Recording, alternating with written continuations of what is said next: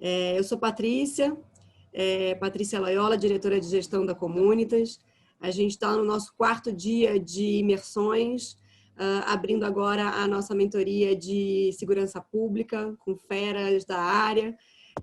Eu vou deixar que o Tiago, nosso diretor do Juntos, apresente cada um deles, mas já agradeço a Juliana, a Túlia, a Carolina, pela generosidade de participar, pela disponibilidade de agenda de estar conosco por essas 2 horas.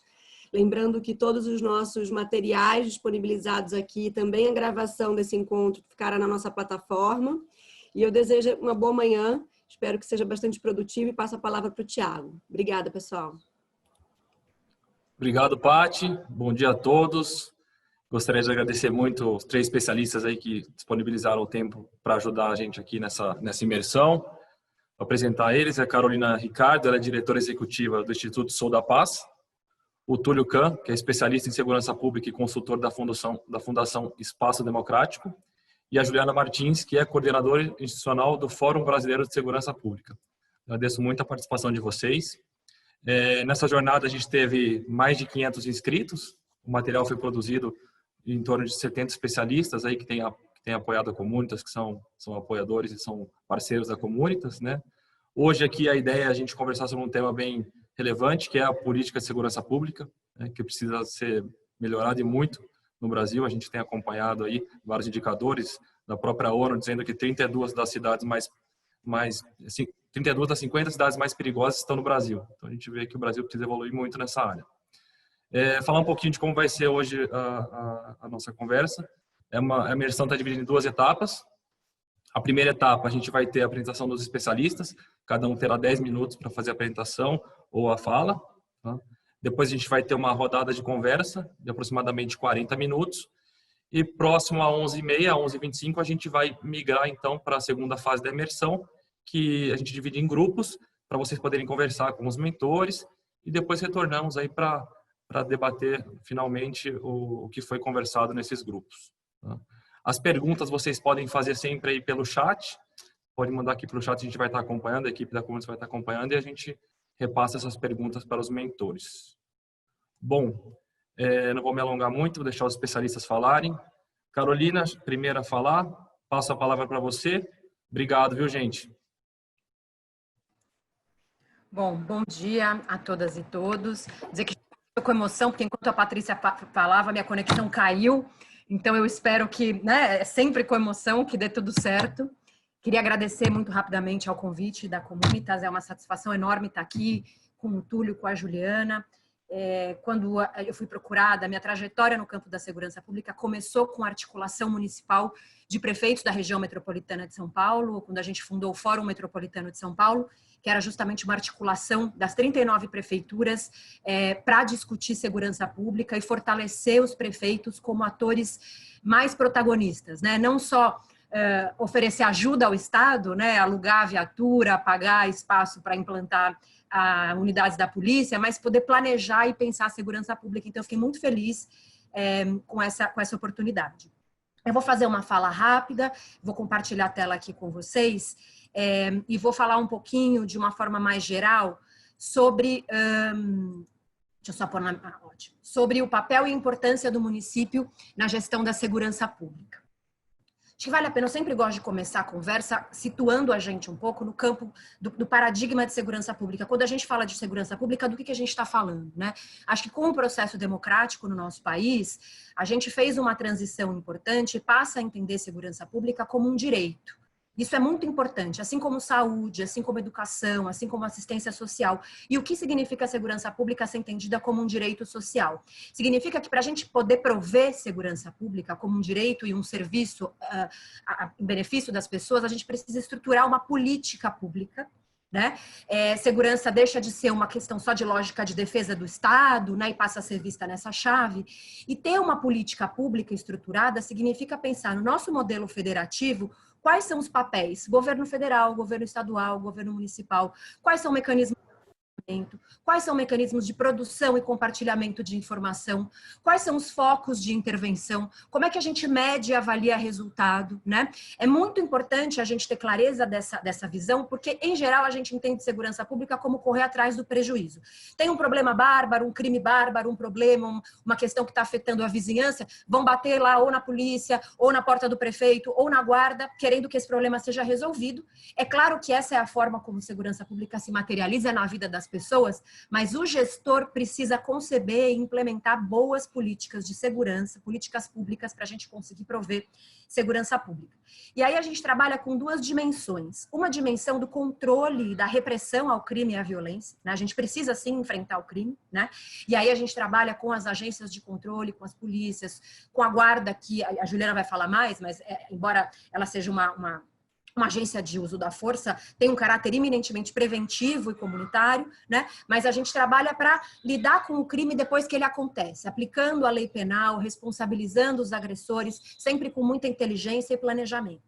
E tem a outra dimensão, que é a dimensão da prevenção, que nos obriga a pensar as causas e situações que geram a criminalidade e a violência, e que nos faz pensar também em outras formas de trabalhar com o problema. Eu acho que essa é a chave, porque o debate público, a lógica que move o debate sobre segurança, mesmo muitas das ações e das políticas, elas são muito voltadas para o primeiro eixo, para o eixo da repressão. A gente fala e faz muito pouco prevenção no Brasil, né? Então, porque não é tão simples, porque é um olhar mais complexo, porque demanda integrar muitos atores e muitas secretarias diferentes, e vocês, enfim, melhor do que eu sabem o desafio que é integrar a secretaria e fazer gestões compartilhadas intra-governo, né? Mas essa dimensão da prevenção, ela é fundamental, porque ela vai trabalhar nas causas, né? E as ações são mais sustentáveis no tempo. Não que combater o crime depois que ele acontece não seja importante, é muito importante. Mas isso a gente já faz, muitas vezes mal, né? Às vezes, em alguns casos, bem, mas a gente investe muito pouco em prevenção. Então, segurança pública é um direito social composto pela dimensão do controle do crime e da prevenção do crime e da violência. E aí, a gente começa a falar, então, do papel do município, né? O nosso modelo federativo, até por isso é tão mais presente a ideia de combater o crime do que prevenir, a gente olha muito para o papel do Estado, né? Do ente federativo Estado, justamente porque é quem controla as polícias civil, a polícia militar, né? Enfim, o sistema de administração penitenciária é prioritariamente estadual. Como na nossa cabeça, segurança pública ainda é muito controle e repressão, a gente pensa nesses atores e pensa no Estado, né?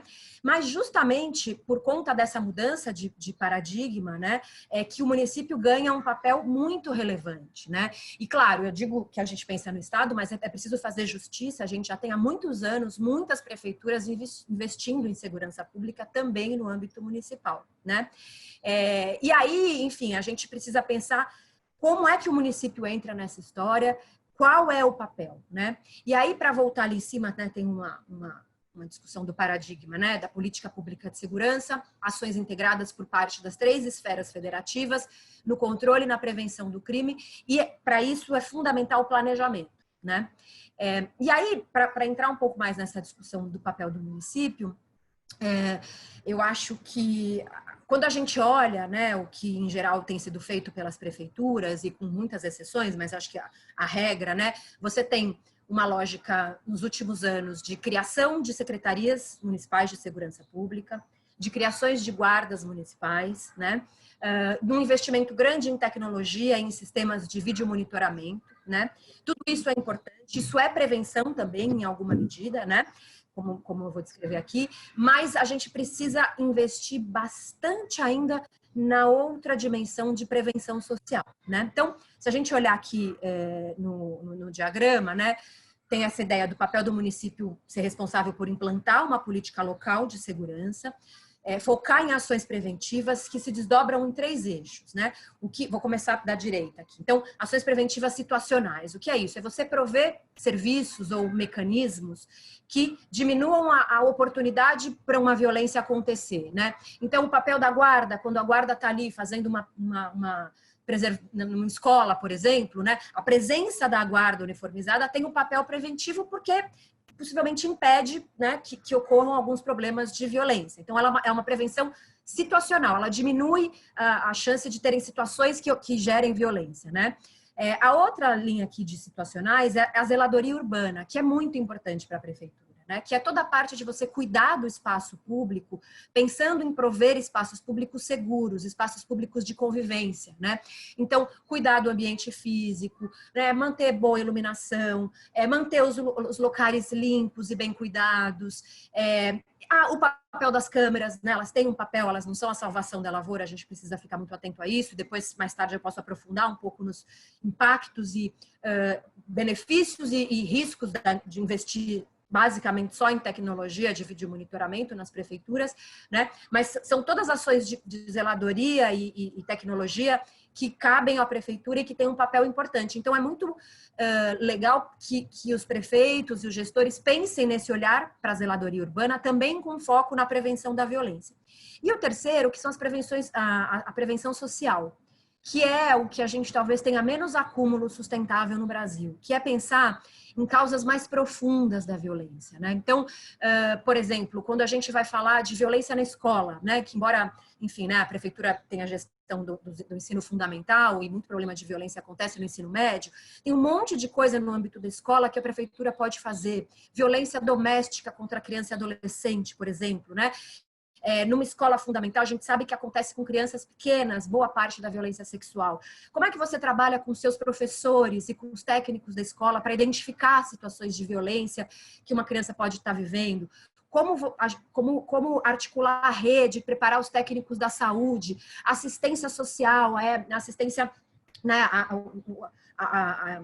a básica e a especializada da assistência social para trabalhar com as situações de vulnerabilidade. Então, é desse tipo de violência que a gente está falando. A gente não necessariamente é a violência criminal, né? Embora muitas dessas violências podem ser crimes, mas a violência mesmo, que se a gente não cuida desde o começo, ela vai agravar e pode gerar situações mais sérias, e culminando até numa morte, enfim. Então, essa parte da prevenção situacional, ela é muito importante e é um lugar que as candidaturas, as políticas municipais precisam olhar com mais cuidado. E aí, dito isso, né, dessa questão do papel do município, com bastante foco na ação preventiva, qual é a nossa estrutura normativa, né, no Brasil e como também não ajuda a gente definir melhor e ajudar as prefeituras a desenvolver as suas ações no campo de segurança, né? Se a gente tivesse um modelo mais bem estruturado, como a gente tem, por exemplo, na área da saúde, com o SUS, e eu vou falar, a gente tem o SUS, que é o Sistema Único de Segurança Pública, mas ele ainda não é tão detalhado e ele não define tão precisamente as competências e as atribuições, então ele foi um avanço, mas não ajuda tanto ainda a gente pensar melhor no papel da prefeitura, né? Mas, então, diferente, por exemplo, do SUS, que eu acho que é um dos modelos mais bem estruturados, com clareza de papel para cada um dos entes federativos, o que a gente tem hoje, né? Quando a gente olha a nossa Constituição, o parágrafo 8º do artigo 144, municípios poderão constituir guardas municipais destinadas à proteção de seus bens, serviços e instalações. O Estatuto da Guarda, que foi um avanço, mas que também, enfim, do meu ponto de vista, e acho que aí a Juliana pode ajudar a gente a discutir um pouco mais genérico e ainda insuficiente para discutir, não é o papel da guarda, não é a guarda. O papel do município não é sinônimo de atuação da Guarda Municipal. Acho que essa é uma das principais mensagens que eu também gostaria de deixar. Já vi que deu meu tempo aqui, já vou caminhar para encerrar. E a gente teve, no final de 2018, a aprovação do SUSP, que tentou criar esse desenho federativo, também ainda é bastante genérico, né? Mas estabelece o município como formalmente um ator no Sistema Único de Segurança Pública, com uma série de mecanismos de governança, a criação de conselhos em que o município faz parte, conselhos nos municípios, a mudança do financiamento, acho que isso é muito importante para as prefeituras, né? A gente tinha um Fundo Nacional de Segurança Pública que não tinha uma origem fixa de recursos, então dependia muito daquele ano do que a União gostaria de destinar. Hoje a gente tem uma destinação fixa que vem das loterias, né? Boa parte dele não pode ser contingenciado, embora acabe sendo, né? E uma questão de repasse fundo a fundo, que infelizmente afeta para os estados. Os municípios ainda não têm esse mecanismo de repasse fundo a fundo, mas a gente teve um avanço aí no marco regulatório e no mecanismo de financiamento da segurança pública do ponto de vista federal. E aí, para finalizar, eu acho que quando a gente estuda as ações municipais no campo de segurança pública, a gente identifica alguns desafios que é importante o gestor ter em mente para tentar superá-los ao longo da sua gestão, que é ainda uma alta dependência de recursos federais, né? Então, isso impacta muito na descontinuidade, quando tem descontinuidade nacional, nas políticas municipais. Então, pensar qual vai ser a sua política. Por isso que é tão importante articular ações da assistência, da educação, da saúde, porque são recursos que estão na cidade, que podem ser direcionados para ações de prevenção da violência, que vão ajudar tanto a agenda da segurança pública, quanto a agenda da educação e da saúde. Mas a gente tem essa dificuldade de envolver as outras áreas, porque muitas vezes essas áreas, a saúde, educação, assistência, não se veem como parte da solução dos problemas de violência, porque essa lógica de então chama a guarda, chama a PM para resolver um problema na escola, quando na verdade tem muita coisa que a própria escola pode fazer. Então é preciso trabalhar todas essas outras áreas para que elas passem a se ver, para que elas passem a se entenderem como parte da política municipal de segurança e de prevenção da violência. Por isso, a gente precisa focar em prevenção, porque enquanto a gente só quiser combater o crime, a gente não vai trazer outros atores, a gente precisa prevenir o crime, e aí a gente talvez consiga trazer outras agências de saúde, educação e tudo mais.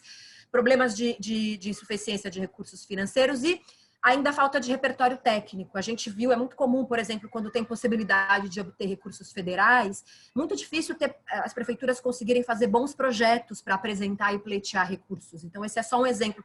Por isso, a gente precisa trabalhar com os nossos técnicos, fazê-los entender que eles têm um papel na prevenção da violência, fortalecer a capacidade estatal no município, né, para que mais profissionais consigam trabalhar com o campo da prevenção da violência e da segurança pública. E, por fim, uma falta de centralidade no tema. Como é um tema duro, muitas vezes o prefeito não se vincula a ele, né? Porque também não é uma responsabilidade, em tese, tão direta da prefeitura. Embora a cobrança seja na porta do prefeito, a gente não é uma agenda central. Por isso, é muito importante que cada candidato identifique o que da sua cidade precisa ser trabalhado do ponto de vista de prevenção da violência, como colocar isso na sua agenda, e levar esse tema como parte importante aí do seu plano de governo, né? Não precisa ser tão ambicioso, porque depois você pode... tem muitos desafios para serem encarados, mas é fundamental que esse tema seja central também na agenda. Eu vou parar por aqui. E acho que a gente, enfim, depois pode conversar um pouco mais sobre outros desafios e potencialidades dos municípios na segurança pública. Obrigada.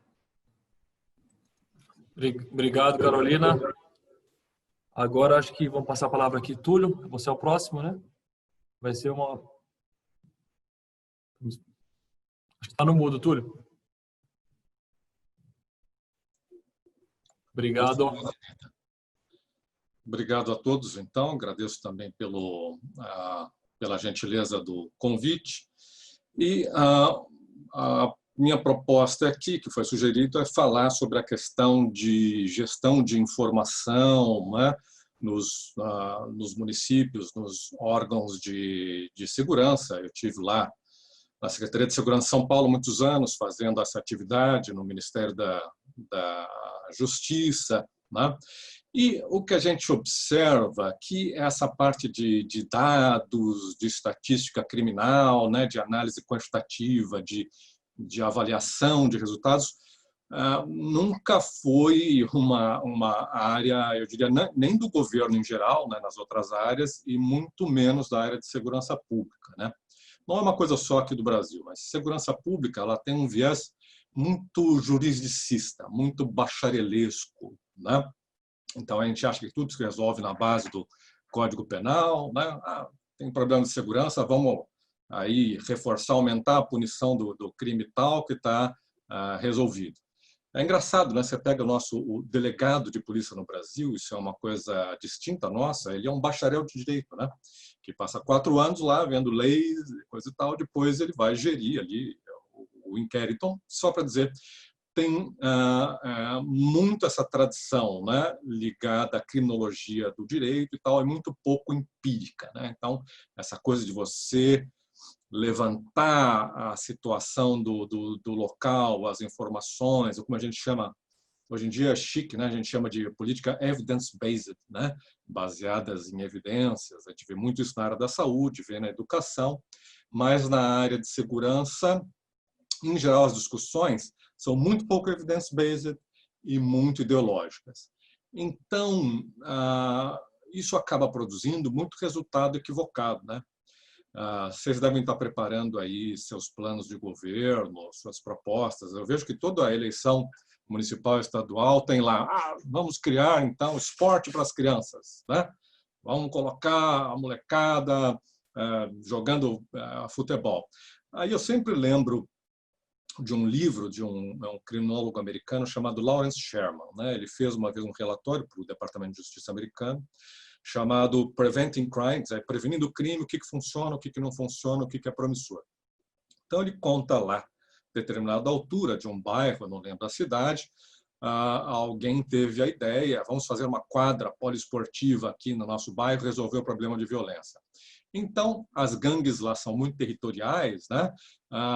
E elas passaram simplesmente a se matar, né? Para ver quem que ia dominar aquele novo espaço. Então, você acabou piorando, né, a questão dos homicídios naquela circunstância por falta de um bom diagnóstico, por falta de avaliação. Então, se você pegar aí a literatura, né, você vai ver inúmeros, né, programas de diversos níveis já atestadamente mal avaliados, mal sucedidos e continuam sendo praticados, né? Muitos de vocês já devem ter ouvido falar do ProERD, né? ProERD é aquele programa onde policiais militares vão nas escolas, pegam uma garotada aí, acho que do final do ginásio e tal, e dão aula sobre drogas. Ele é baseado no programa DARE, lá de Flórida. E ele já foi avaliado diversas vezes, né? Falando da avaliação sistemática, tem revisão de literatura, de que ou ele não produz resultados, ou produz resultados, inclusive, contrários àqueles que você imagina, né? Desnecessário falar, né, de outros programas e iniciativas mais próximas, né? A gente está vendo agora aqui no Brasil o desmonte do Estatuto do Desarmamento, todo um processo de flexibilização, né, do Estatuto, aumentando a circulação de armas na população, e esse eu acho que é o ponto, talvez, em que a literatura criminológica brasileira mais corroborou, né, o impacto positivo que o Estatuto do Desarmamento trouxe para a queda dos homicídios no país depois de 2003. Eu estou dando só alguns exemplos assim um pouco a esmo, né, para ilustrar o ponto, né, quer dizer, que segurança pública, né, como outros temas, também tem que seguir um pouco essa lógica do evidence-based, né, da análise empírica, de você ter aí um bom diagnóstico local da sua situação. Agora, bom, lógico que no dia a dia, esse tipo de avaliação macro, né, de programas e de políticas públicas não vai ser feito ali no órgão de análise de dados da Guarda Municipal. Esse tipo de avaliação, vamos dizer assim, que é mais estratégica, a prefeitura pode até se unir com ONGs, com universidades, com especialistas, né, para fazer esse tipo de análise. Depois eu vou dar alguns tipos de exemplos. Então, na própria Secretaria de Segurança, onde eu trabalhava, né, você tinha ali essa divisão. Você tinha a CAP, né, que era um organismo coordenador de análise e planejamento, que fazia essa análise estratégica mais de longo prazo, né, dos macroindicadores, inclusive correlacionando indicadores de segurança com outros indicadores socioeconômicos e tal, e você tinha uma análise mais de nível operacional, que é feito nos distritos e nas companhias, né? Vocês já devem ter ouvido falar do Infocrim, muitos de vocês imaginam. O Infocrim é um sistema de dados georreferenciados, né? Ou seja, ele coloca num mapa, né, o local, o dia e a hora em que os crimes acontecem. Você tem lá distribuído tudo por dia da semana, por períodos do dia. Então, no dia a dia, né, do planejamento operacional das unidades, você usa alguma coisa que é disseminada, né, de fácil manuseio, de fácil uso, né, pelos operadores de segurança, e que, em geral, ela está em algum sistema, né? Um banco de dados, um grande banco de dados que é alimentado aí centralmente, né, numa secretaria de segurança, onde tiver algum órgão aí da administração municipal, e é disseminado hoje em dia até, né, em tablets ou celulares, tem aí diversas tecnologias, né, para que a viatura, quando ela sai com destino. Ela sabe que ruas ela vai pegar, ela sabe o que ela vai fazer, ela sabe em que momentos ela vai ficar estacionada aqui, em que momentos ela vai circular. Né? Você tem, por exemplo, nas polícias, o que a gente chama de CPP, que é o cartão de prioridade de policiamento. Então, é só para distinguir aqui que você tem níveis muito diferentes de análise. Né? Um tipo de macroanálise estratégica, acadêmica, que demora anos e exige muito conhecimento para você fazer, conhecimento econométrico, estatístico e tal, e uma análise de cunho operacional, que é aquela que você faz periodicamente e num nível mais micro, né? Num nível de rua, num nível de quarteirão, num nível de bairro. E essa tem que ser aí disseminada. Agora, bom, o que eu vou medir, né? Você depende, em primeiro lugar, você tem que definir e muito bem o que a guarda vai fazer. Né? Eu não vou falar aqui uniformemente sobre indicadores, quer dizer, interessa para a guarda acompanhar roubo de carga? Acho que não, né? Dificilmente eu vou atuar nesse tipo de crime, ou roubo a banco, né? ou sequestros, não.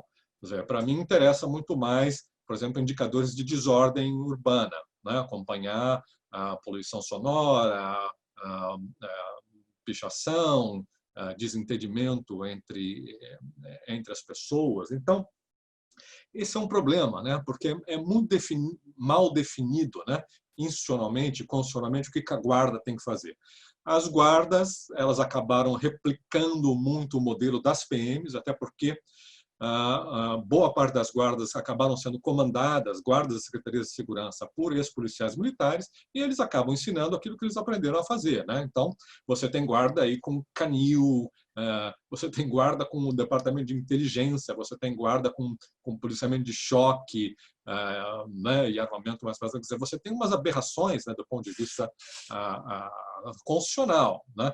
Lógico que depois aí o Estatuto da Guarda ampliou um pouquinho mais o papel preventivo que as guardas podem ter, mas vai lá na Constituição, é proteção dos próprios municipais, amigo. Né? Quer dizer, tem guarda fazendo proteção de dignatários. Né? Então, é muito mal definido e muito mal resolvido. Né? Acho que a Carol aí deu uma boa lista aí de atividades pertinentes, né, do que a guarda deveria fazer. Acho que esse papel dela preventivo, de policiamento comunitário, né, tem que ser muito mais enfatizado do que o lado repressivo. E vamos lembrar que segurança pública não é só guarda, né?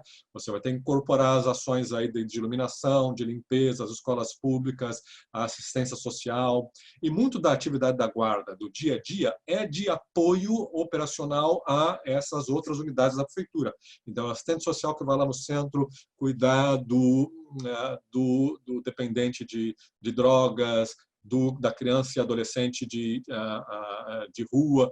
Vocês vão ver que muito do papel da guarda, né, é despendido nesse tipo de atividade. Então, os indicadores que me interessam monitorar são aqueles ligados às atividades né, que me interessam aí desenvolver.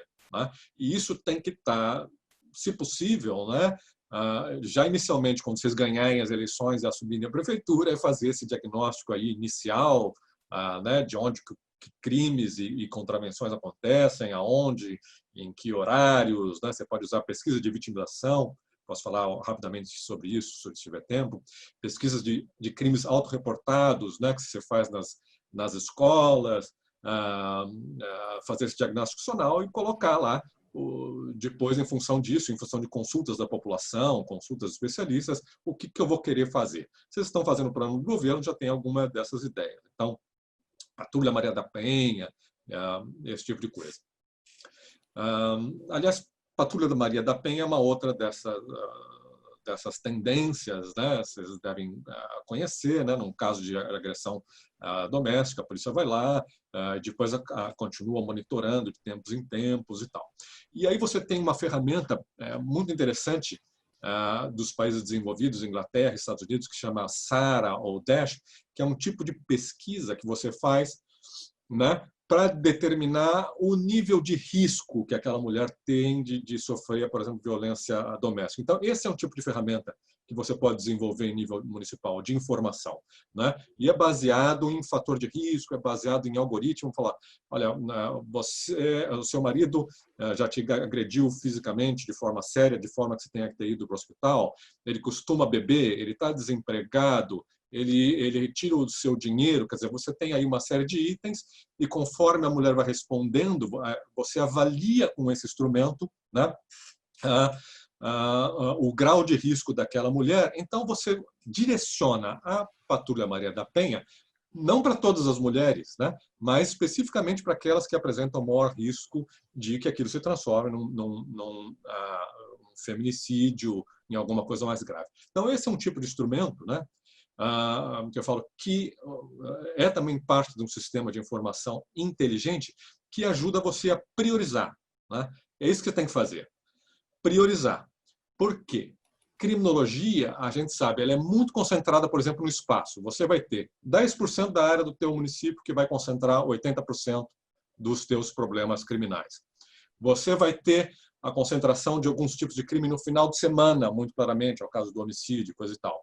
Você vai ter um grupo muito pequeno de infratores, tanto crianças, adolescentes como atores, que é responsável por um número muito grande de crimes. Então, a segurança pública e criminalidade segue sempre a lógica do Pareto. E o seu sistema de informação, o que ele tem que te dar é isso, né? Onde é que estão as minhas concentrações, né? Em que dias da semana, em que horários, em que ruas. E é ali que eu vou focar os meus recursos, as minhas câmeras, né? As minhas cabines e coisa e tal. Bom, eu não sei quanto tempo ainda tenho, Tiago. Passou 2 minutinhos só. Passou 2 minutos? Eu imaginei.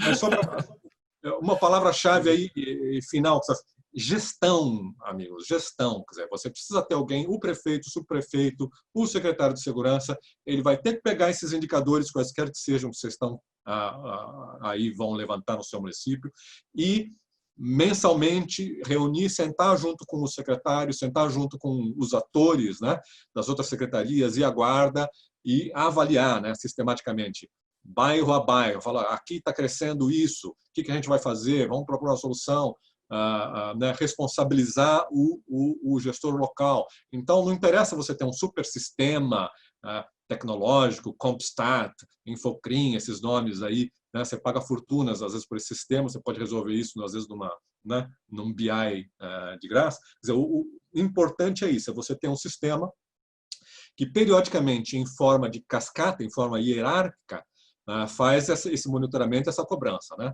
O prefeito cobra os secretários cobram os diretores né, cobram lá o chefe da guarda, você vai parar lá na ponta e eles vão saber que tem gente olhando para esse trabalho. Teria muito mais coisas aí para a gente falar, acho que talvez aí no decorrer da conversa a gente vai ter tempo, eu encerro por aqui para não extrapolar mais meu tempo. Obrigado. Obrigado, Túlio. A gente vai ter depois a rodada de conversa, acho que vale a gente trocar bastante ainda sobre esse assunto. Lembrando, pessoal, que pode fazer a pergunta aqui no chat, que a gente está anotando, e na hora da roda da conversa a gente vai repassar essas perguntas aí para os nossos mentores. Juliana, a palavra é sua. Obrigado, viu? Obrigada, Tiago. Obrigada, Comunitas, pelo convite. Prazer estar aqui com vocês hoje, dividir esse espaço com a Carol e com o Túlio. Eu sou atualmente coordenadora institucional do Fórum Brasileiro de Segurança Pública, né? Sou psicóloga de formação e trabalhei por 10 anos em gestões municipais, justamente diretamente com guardas municipais, com a coordenação da formação das guardas e especialmente no município do Grande ABC, a gente criou um centro regional de formação para as guardas através do consórcio intermunicipal. Né? Então, a minha fala hoje vai ser sobre guarda municipal, qual o cenário, desafios e oportunidades. Vou provavelmente repetir coisas que Carol e Túlio já falaram, né? Mas trazer para vocês primeiro um cenário, né, mais geral sobre as guardas. Primeiro, o que a gente sabe das guardas municipais hoje no Brasil? Né? A gente sabe muito pouco do que as guardas estão fazendo, quantas são, em que municípios elas estão. O último levantamento que foi feito pelo IBGE é de 2014, né? Então, que ele traz, naquela época a gente tinha 1.081 municípios com guardas municipais, em configurações muito diversas, né? Tinha município que tinha guarda, mas não tinha Secretaria Municipal de Segurança, ou que tinha guarda, mas não tinha um plano municipal, enfim. Então, configurações muito distintas e muitas vezes bastante precárias, né? Acho que a Carol já trouxe um pouco, né? Quando a gente vê o artigo da Constituição Federal que fala de segurança pública, ele menciona, né, as guardas municipais no parágrafo 8º do artigo 144, em que diz apenas que os municípios podem criar guardas municipais para proteger bens próprios, instalações, né? Isso já passa de cara para a gente uma ideia, primeiro, que segurança pública é assunto de polícia, né? E se restringe a isso, e não diz em nenhum momento como é que essas guardas vão atuar. O município pode constituir a guarda, mas a guarda vai fazer o quê? Além de o que é proteger os bens, serviços e instalações, né? Isso fica aí por muitos anos, os municípios tentando se adequar, e aí vocês provavelmente, quando assumirem, alguns vão herdar, né, guardas municipais muito antigas, outros guardas muito novas, enfim, isso tudo vai variar bastante. Em 2014, a gente tinha esse cenário de que praticamente 20% dos municípios brasileiros tinham guardas municipais. Então, assim, também para reforçar que não precisa ter guarda para fazer segurança pública municipal, né? Não é algo imprescindível. Você pode fazer prevenção da violência sem ter a guarda, mas muitos de vocês provavelmente vão herdar uma guarda municipal já existente. As guardas, elas começam, assim como o município, né, como a Carol fala, nos anos 2000, assume um protagonismo importante na segurança pública, né? E nesse momento, a indução do governo federal para as políticas municipais conectava diretamente a criação de guarda municipal para acessar os recursos do Fundo Nacional de Segurança Pública. Então, nesse período, muitos municípios começam a criar guardas municipais para poder acessar recursos, que, como bem a Carol apontou nos desafios, né, é um grande desafio para o município, muitas vezes, ter recursos para atuar nessa área específica da segurança pública, né? Então, fica muito dependente de recursos federais ou de outras parcerias que possam ajudar, porque também o município, além de cuidar das questões de segurança, muitas vezes ele é o responsável por pagar as contas das polícias estaduais, né? O uso onde fica o quartel da PM, as contas quem paga é o município. Então, parte disso vem para o orçamento municipal, né? E aí o município fica com essa sensação, bom, estou gastando com segurança, mas qual é o resultado que eu tô observando lá na ponta, né? Então, enfim, as guardas crescem nos anos 2000, é criada também uma matriz curricular nacional pela Secretaria Nacional de Segurança Pública, que vai né, embasar e induzir a formação das guardas. Ela é importante naquele momento, né, para minimamente ir dando uma direção para a atuação, e uma atuação no sentido da prevenção da violência, né, dos municípios nesse papel, e de que as guardas possam ser atores importantes nesse sentido.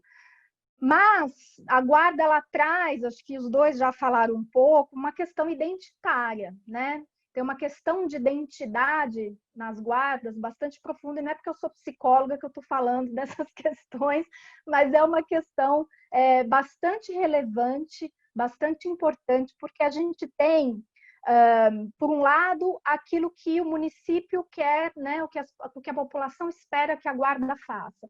Por outro, aquilo que o guarda acha que ele tem que fazer. Né? Então, ele é pressionado de diversos lados. Acho que o Túlio ele traz né, esse histórico de que é muito comum nessa área você colocar para comandar guardas ou para serem os gestores da segurança pública profissionais de outras polícias, né? Especialmente da polícia militar. Às vezes, pessoas já da reserva da polícia militar. Então, e aí, como bem o Túlio disse, eles vão ensinar aquilo que eles aprenderam, né? Eles vão passar aquilo, vão ter uma gestão muito voltada para a atuação que eles sabem fazer, né? Da forma como eles sempre trabalharam. Então, a gente chama isso, né, nos estudos das organizações, como há um mimetismo institucional entre guarda municipal e polícia militar, né? Quando surge uma organização nova, entre aspas, né, como as guardas municipais, que tem esses objetivos ambíguos, é muito comum que elas se espelhem nas práticas de organizações mais antigas, que são tidas como aquelas organizações adequadas e que sabem fazer segurança pública. Então, é muito comum que as guardas assimilem essa prática da polícia militar, especialmente, também porque os seus profissionais, se a gente olhar para o perfil dos guardas, né, a gente vê que isso vem mudando, mas muitas vezes são pessoas que tentaram prestar concurso para a Polícia Militar diversas vezes e acabam entrando na Guarda Municipal, ou às vezes já passaram pela Polícia Militar, seja naquela função mais, eu esqueci o nome específico, mas é como se fosse um estágio no Copom, enfim, de alguma forma tem alguma relação com a polícia e acaba entrando na guarda. A gente vê municípios hoje com profissionais, embora o requisito seja ensino médio completo, mas já com ensino superior, pessoas com formação em áreas muito distintas, que precisam de emprego e de estabilidade profissional e prestam concurso, entram na guarda, não necessariamente porque tinham já passado por essa área, mas que tem uma certa afinidade.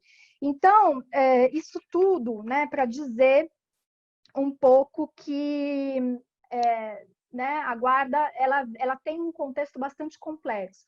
E aí, como a Carol apontou, em 2014 foi criado o Estatuto Nacional das Guardas Municipais, Estatuto Geral das Guardas, que é a Lei 13.022, que minimamente tenta dar uma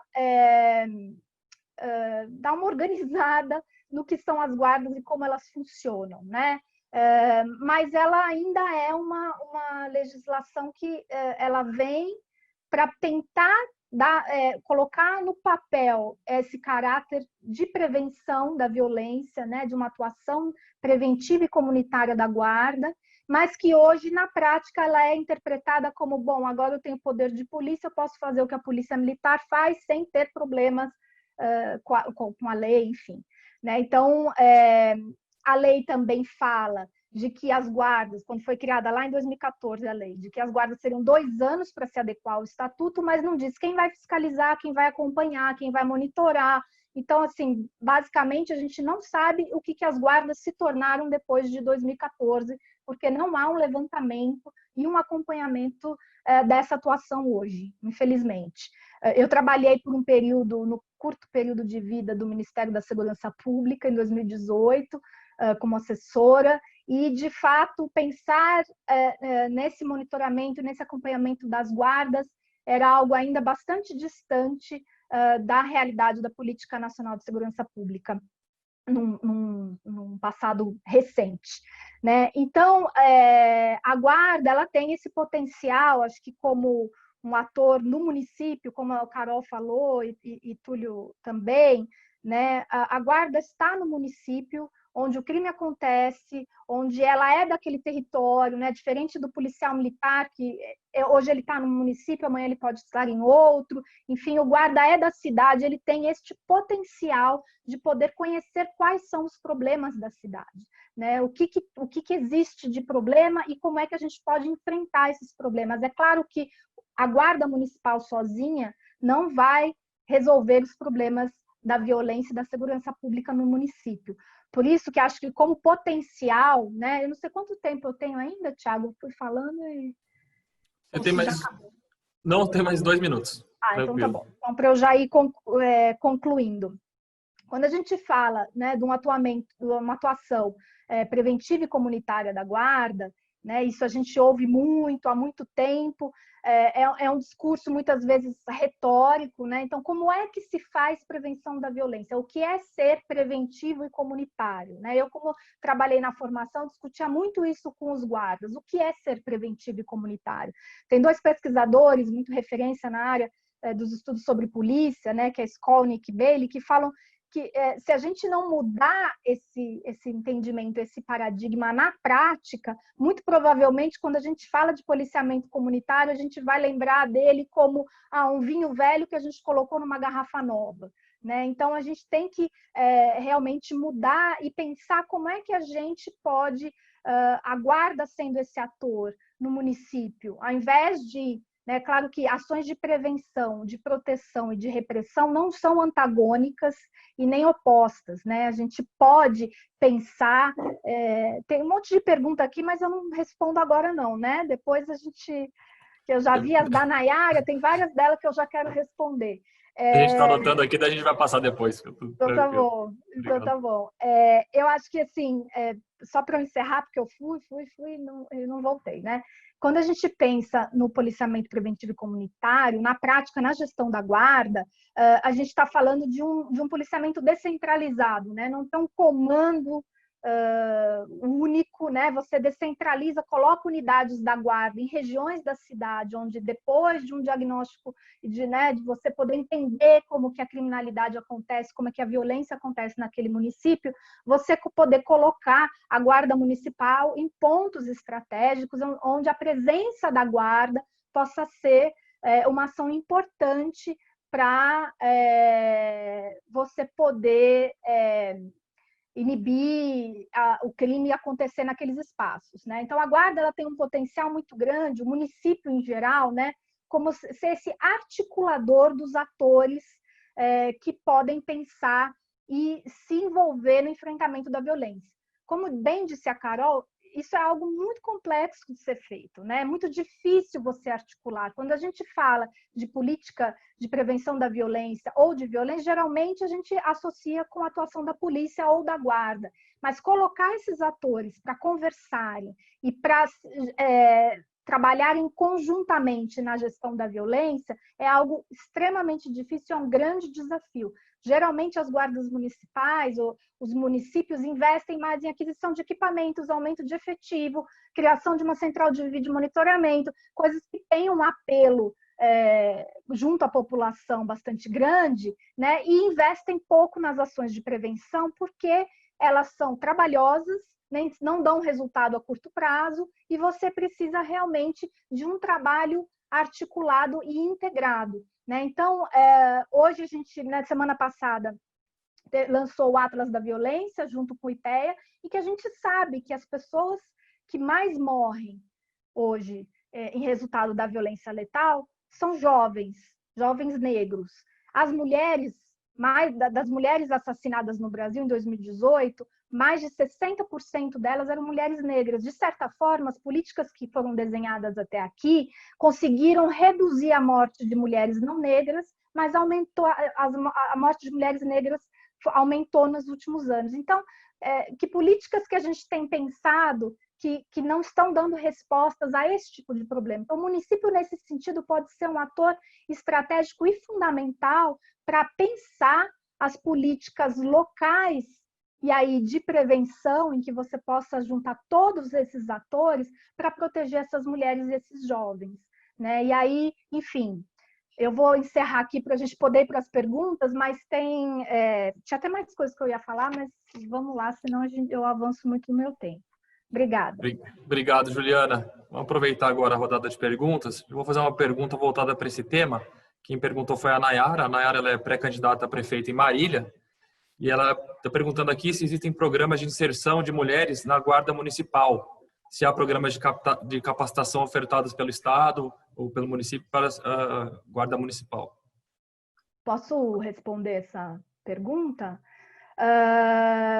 Nayara, uma das coisas que o Estatuto Geral das Guardas frisa, assim, com bastante ênfase, é justamente tentar separar as guardas do modelo das polícias militares e que elas possam ter a formação, separar, não colocar guardas municipais para serem formadas nas academias de polícia, né, para que elas possam justamente ir concebendo essa identidade, fortalecendo uma identidade preventiva, comunitária, que seja desvinculada, de certa forma, embora polícia e guarda possam trabalhar de forma conjunta, mas que seja algo separado. Em academia, o centro de formação próprio, ou em consórcio com outros municípios, mas que seja uma formação gerida e fornecida pelo município. É claro que você pode chamar para essa formação atores do Estado, é importante, né, que a guarda tenha uma formação ampla, que possa dialogar com os atores com os quais vão trabalhar na rua, na sala de aula também, né? Acho que o Túlio frisa muito, né, a questão da formação jurídica, né, desses atores de segurança pública. A formação desses profissionais é muito voltada para os aspectos jurídicos, né, muito mais para os aspectos jurídicos do que para os aspectos das ciências sociais, ciências humanas, que são tão necessários quando a gente fala de um trabalho, de uma política integrada, porque aí é muito comum que esses profissionais digam, bom, mas trabalhos e projetos sociais não tem nada a ver com a minha atuação, né? Isso é um trabalho que tem que ser feito pela outra secretaria. Aqui eu vou enfrentar a criminalidade. Enfim, então é uma mudança de concepção e de cultura, né, que a gente tem que ir fomentando. E em relação à sua pergunta sobre a inserção de mulheres, enfim, tem municípios que, claro que é uma profissão ainda muito procurada, mais procurada por homens do que por mulheres. Mas, por exemplo, nos municípios que eu trabalhei, teve uma turma que a gente formou que tinha mais mulheres que homens. Naquele momento histórico, acho que era 2011 ou 12, mais mulheres se inscreveram e chegaram até a reta final, muito por conta, talvez, de um perfil que a gente tinha estabelecido naquele momento, né? Não com todas as dificuldades, que depois a gente pode até falar, que existem, né? De você também mudar a concepção dentro da instituição para receber essas mulheres, né? Que elas são guardas municipais, como todos os outros, que podem trabalhar na parte operacional, na parte administrativa, enfim, tem que ser preparadas para atuar em todas as frentes. Perfeito, Juliana, obrigado. Agora tem uma pergunta aqui do José Figueiredo, ele é secretário de Segurança Urbana e Cidadania em Juiz de Fora. Lá eles têm implementado aqui, como ele disse, bastante coisa, a guarda existe lá, já tem tido o primeiro plano municipal diretor, participativo, mas ele comenta aqui sobre um gargalo, ele diz que tem um gargalo de cofinanciamento. O que adianta ter um plano se não tem garantias de recursos do governo federal e estadual? Como resolver isso? Posso falar um pouquinho desse tema? Por favor. Acho que é isso, né? Como eu apontei muito rapidamente, a questão do financiamento é um gargalo, né? Até por conta, é isso, né? Desse modelo federativo ainda pouco bem estabelecido, né? E acho que assim, é difícil, eu não tenho uma resposta, né? Assim, eu acho que a prefeitura ela precisa construir essa política de segurança também buscando os recursos próprios, né? Assim, porque eu acho que tem uma questão que ou por um lado a gente tem que brigar para que o marco federativo avance, né? E a gente possa ter recursos mais bem definidos e direcionados para o município, né? Como eu falei, com a mudança da lei do Fundo Nacional, a gente teve um avanço, recursos agora obrigatórios das loterias, né? Então esse é um lado. Acho que a gente precisa, para falar dessa ponte com o federal, né? Ainda que você não tenha a garantia da continuidade, capacitar as prefeituras para escrever melhores projetos e pressionar no bom sentido de ir atrás, de pedir recurso, de fazer o acompanhamento junto ao Ministério da Justiça para que os recursos saiam, né? A gente tem acompanhado a execução do Fundo Nacional de Segurança Pública, a execução é muito baixa, perto do que tem previsto ali, né? E tem sempre esse jogo de empurra que diz, os projetos são ruins, onde mora o problema? Então, o quinhão que cabe ao município é se capacitar e preparar melhor os gestores para para obter o recurso, o que também não garante a continuidade, porque como você não tem um modelo federativo, por isso é muito importante pensar em políticas que venham também das outras áreas da própria prefeitura, né? Então, eu dou sempre o exemplo da educação, mas eu acho que tem um monte de coisa que a assistência social pode fazer, né? Que a saúde pode fazer. Então, criar programas conjuntos que, por um lado, fortaleçam a educação. Então, eu tinha, nos meus slides, tinha lá um monte de exemplo, né? Tem programa de mediação de conflitos em escolas, por exemplo, né? Você conseguir capacitar a escola para que ela seja ela própria capaz de resolver os seus conflitos, não precisar ficar acionando agentes de segurança, é fundamental. Então, tem alguns estados e municípios que investem em professores mediadores. Essa é uma ação que vai ajudar também na formação e na educação, propriamente dita. Porque se você forma e capacita a escola a resolver conflitos, isso faz parte da formação das crianças, né? E aí você aloca um recurso que é teu, que está ali, né? E para isso. Então, assim, o que eu estou dizendo é que talvez as prefeituras precisam ser criativas e nesse esforço de trazer as outras áreas, né? Os recursos de assistência social, né? Então, você tem lá, pensando na violência contra a mulher, né? Sei lá, Patrulha Maria da Penha, um esforço da guarda, acompanhar as mulheres com medida protetiva, mas o que mais, né? Assim, como é que você casa isso? E aí já é um recurso que você tem da guarda, a guarda está lá, né? Ao criar guarda é um recurso que vem do seu orçamento, mas o orçamento da assistência que você pode direcionar para trabalhar com mulheres vítimas de violência. Então, infelizmente, dado o cenário atual, e eu nem acho que é infelizmente, porque eu acho que também força as prefeituras a serem um pouco mais criativas nessa história, né? Então, assim, a gente ainda não tem um caminho exato, acho que não dá para ficar jogando a conta só para os estados e municípios, a gente sabe que o orçamento é curto, mas se você qualifica nas suas políticas sociais e incorpora essa dimensão da prevenção da violência, ela vai ajudar tanto a finalidade das políticas propriamente ditas, da assistência, da saúde, da educação, quanto a prevenção da violência. Então, acho que tem de novo, esse olhar integrado que é preciso fazer no campo municipal. Isso também pode ajudar na sustentabilidade do financiamento, na minha opinião, e a gente brigar e cobrar os recursos federais, um melhor direcionamento, que o governo federal se estruture para também apoiar essa construção de projetos, integrar. A Juliana acho que traz o exemplo do consórcio do ABC, né? Quando você integra prefeituras, você aumenta a capacidade local, regional de fazer melhores projetos, pensar em questões integradas, centros de formação. Então, acho que tem um pouco esse exercício de sair um pouco da caixinha e achar outras formas de pensar no financiamento. Só agregando, você tem a possibilidade de criar o Fundo Municipal de Segurança Pública, né? Não sei se Juiz de Fora já tem essa iniciativa, mas enfim. É isso, eu fui gestor do Fundo Nacional de Segurança Pública, é bem o que a Carol falou, né? Às vezes a gente tinha recurso sobrando e municípios do estado só faziam projetos de arma, colete e viatura, né?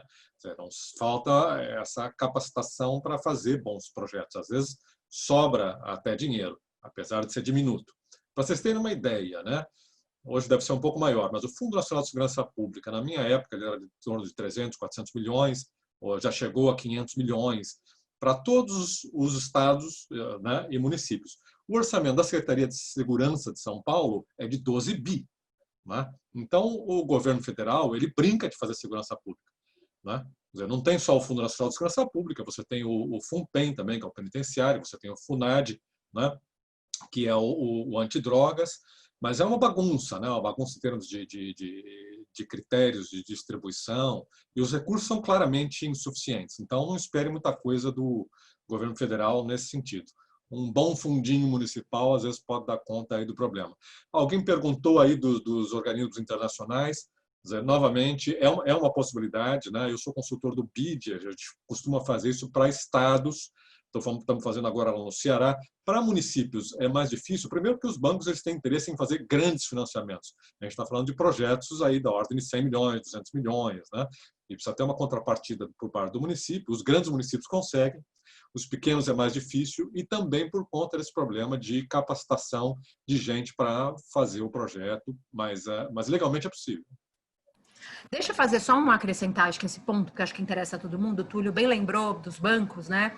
E eu também, recentemente, fui consultora do BID. O BNDES lançou uma linha de financiamento chamada Municípios Seguros, né? E fez uma parceria com o BID justamente para para que os técnicos e consultores do BID ajudassem as prefeituras a qualificar os seus projetos. A gente só pegou projeto de câmera, de tecnologia de drone, né, que não tem nenhum problema, é bacana, mas assim, bom, e aí, né, o que você quer com isso? Que mudança você quer causar? Exatamente que impacto você quer, né? E a gente ajudou a melhorar os projetos, então teve essa linha grande. Então, acho que vale a pena ficar de olho. Acho que tem agora um olhar um pouco mais sensibilizado para isso. De fato, não é fácil, são para municípios grandes, mas acho que tem editais internacionais e com algumas dessas agências ajudando as prefeituras a melhorarem os seus projetos também. Então, acho que também é um caminho mesmo interessante. Perfeito. Tem uma pergunta aqui, Túlio, do Aníbal Bianchini, ele é pré-candidato à Prefeitura de Maringá, no Paraná. Ele queria saber mais sobre as ferramentas de pesquisa que você citou, América, Sara, e qual outra que foi mencionada.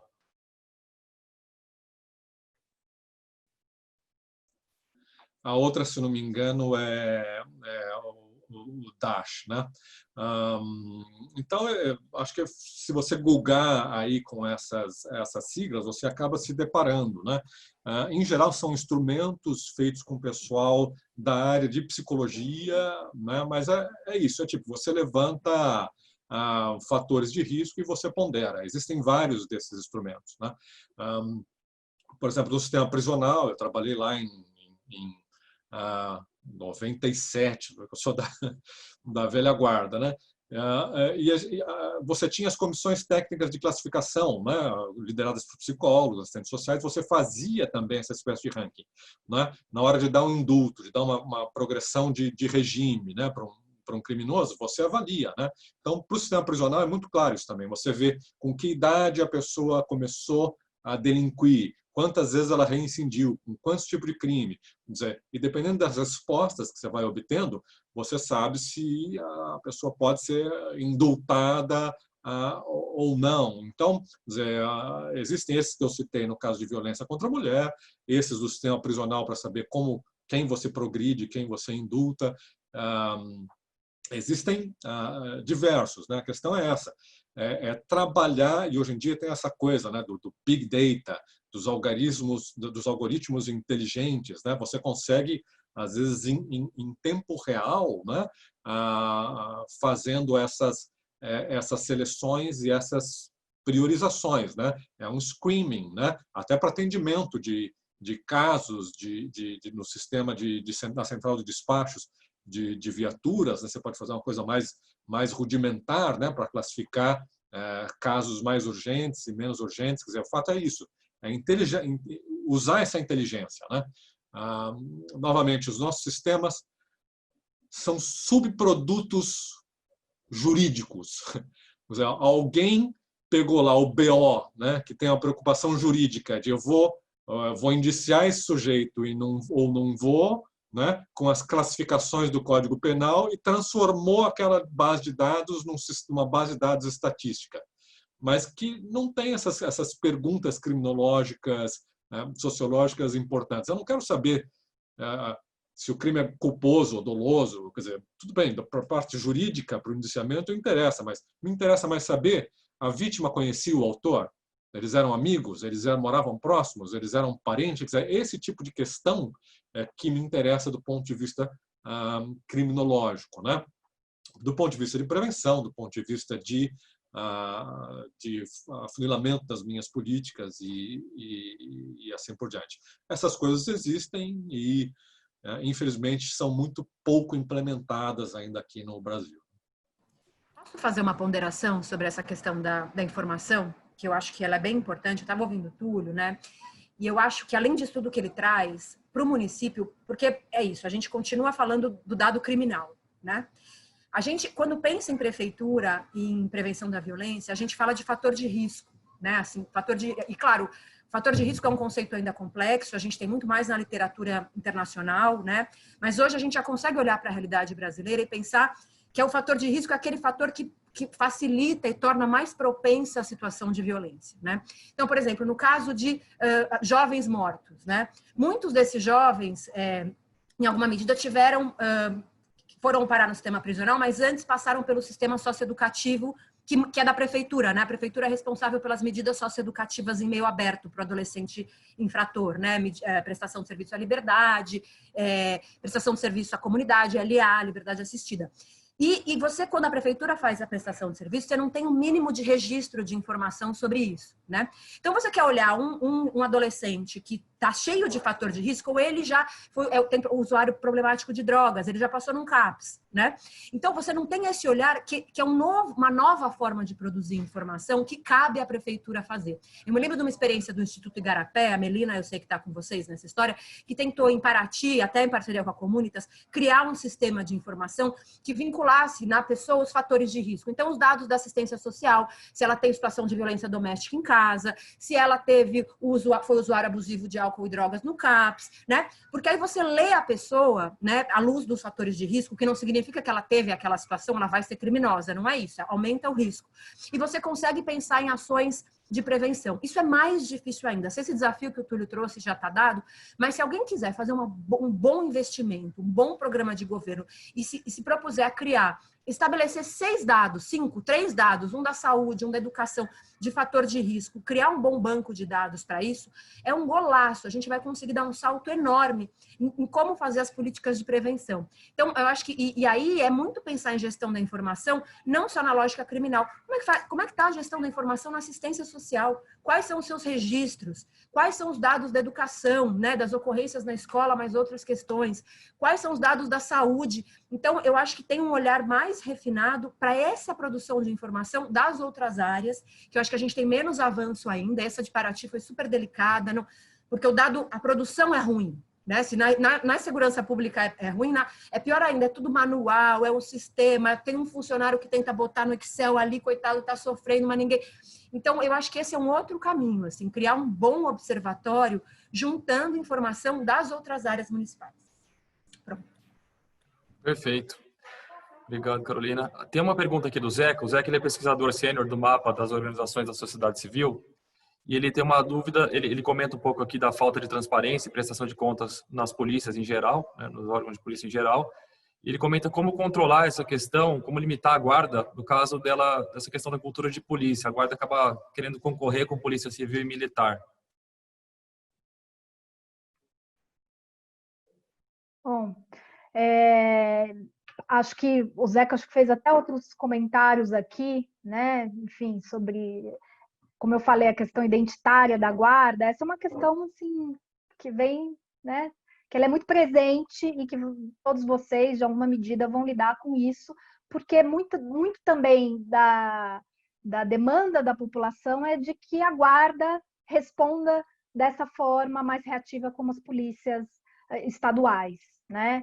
Então, acho que vai depender muito de como vocês vão conduzir a gestão dessa guarda, né? A partir da criação de uma corregedoria, de uma ouvidoria, de um estatuto para essa guarda, um regulamento disciplinar. A gente, enfim, tem municípios que já têm guarda, mas que não tem nenhum desses mecanismos de controle e que não acompanham a atuação da guarda no dia a dia da forma que poderia e deveria ser, né, acompanhada.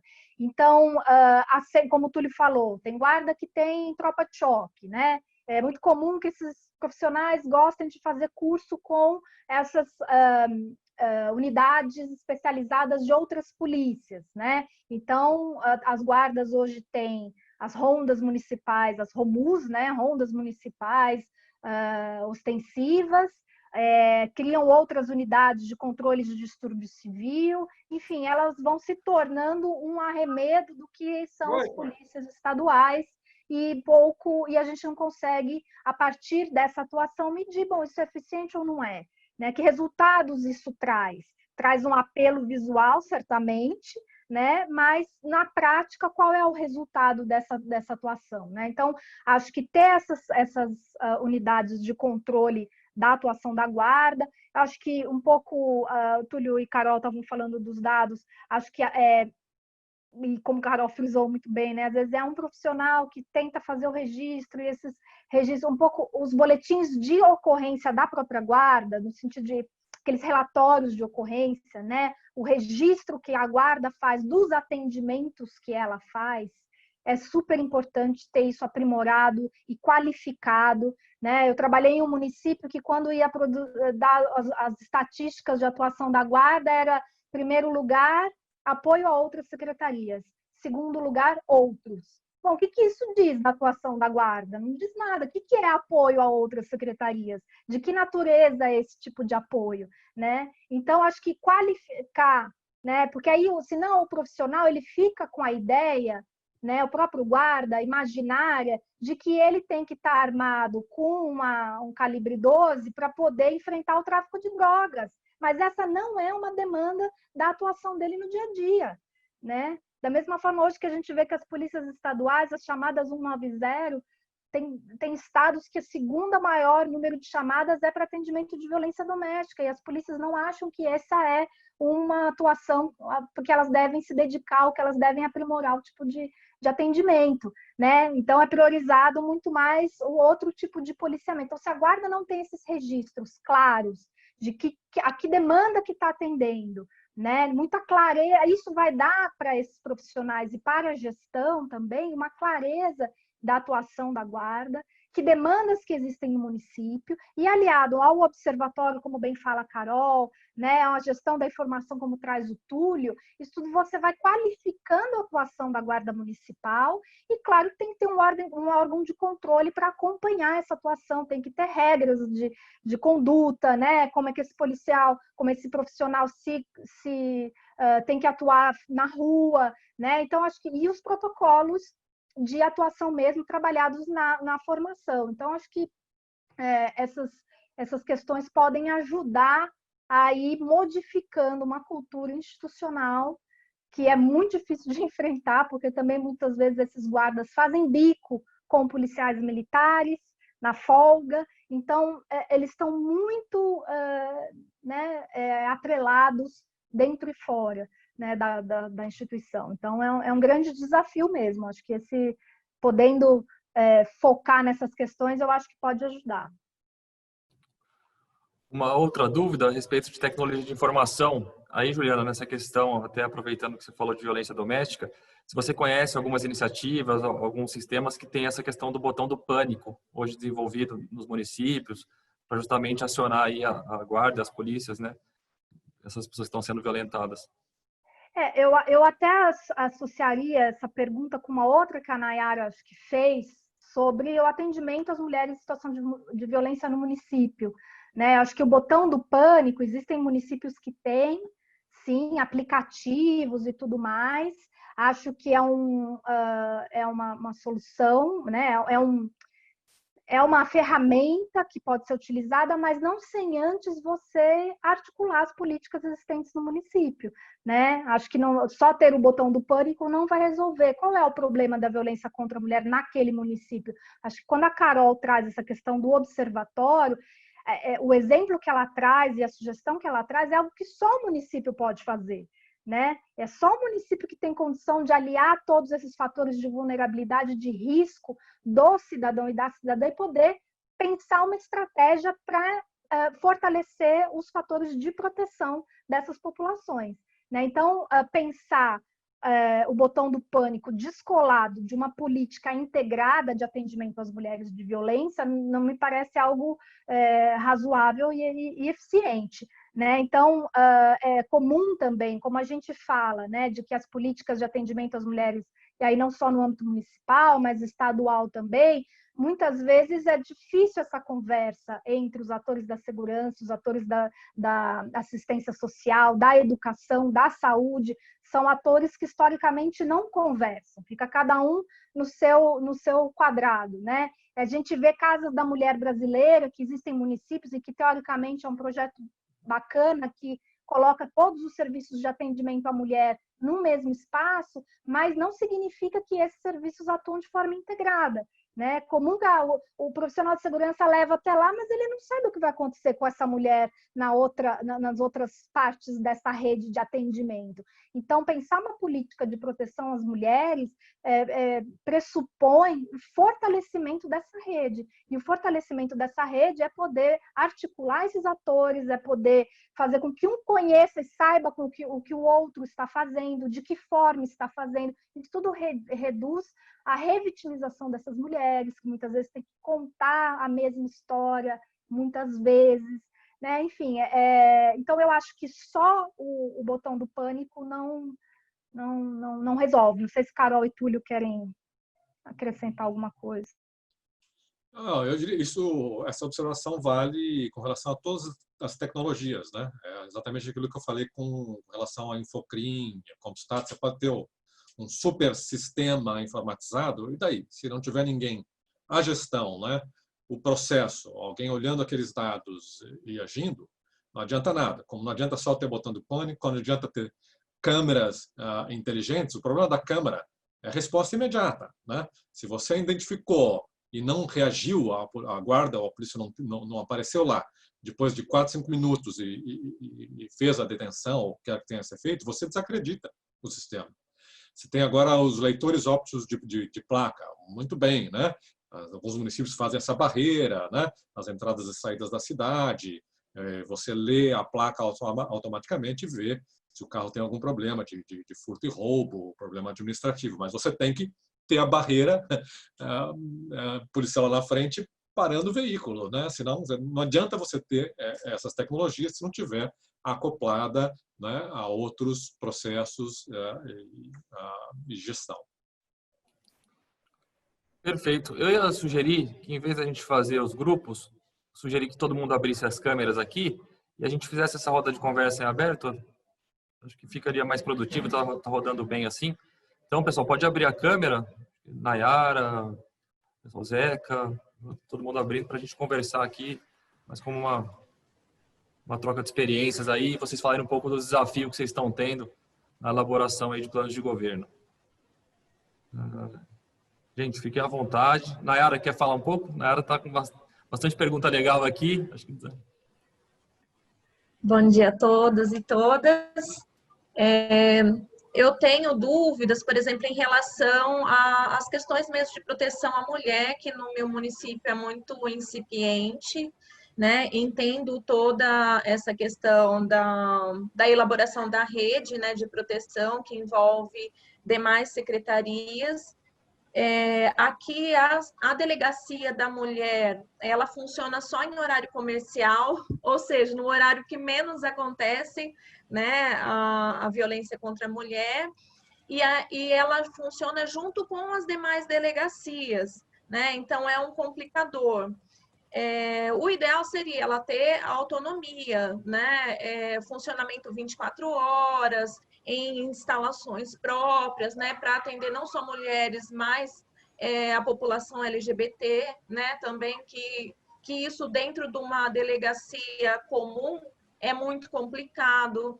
E como que a gente, enquanto gestor, o que a gente pode fazer para que a delegacia funcione, né, 24 horas, que seja aumentado o efetivo, né, já que é um órgão de gestão estadual, o que a gente pode fazer enquanto município para ter um avanço nessa política?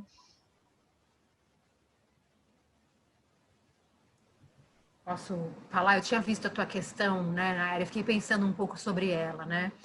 Eu acho que tem duas. Eu estou tentando hoje aqui nessa conversa com vocês fazer sempre um exercício de que tem tudo que depende dos outros entes federativos, mas também olhar o que o município pode fazer ele próprio. Eu acho que na segurança pública é sempre esse desafio, porque sempre, como é tudo muito complexo, sempre tem um monte de responsabilidade do outro ente federativo, né? Então, acho que assim, né? Essa questão é uma questão política. Tem uma questão institucional de distribuição de efetivo, né? Que a gente sempre acha que tem que ter uma delegacia e um policial na esquina da nossa casa, da onde a gente mora, que essa é uma questão.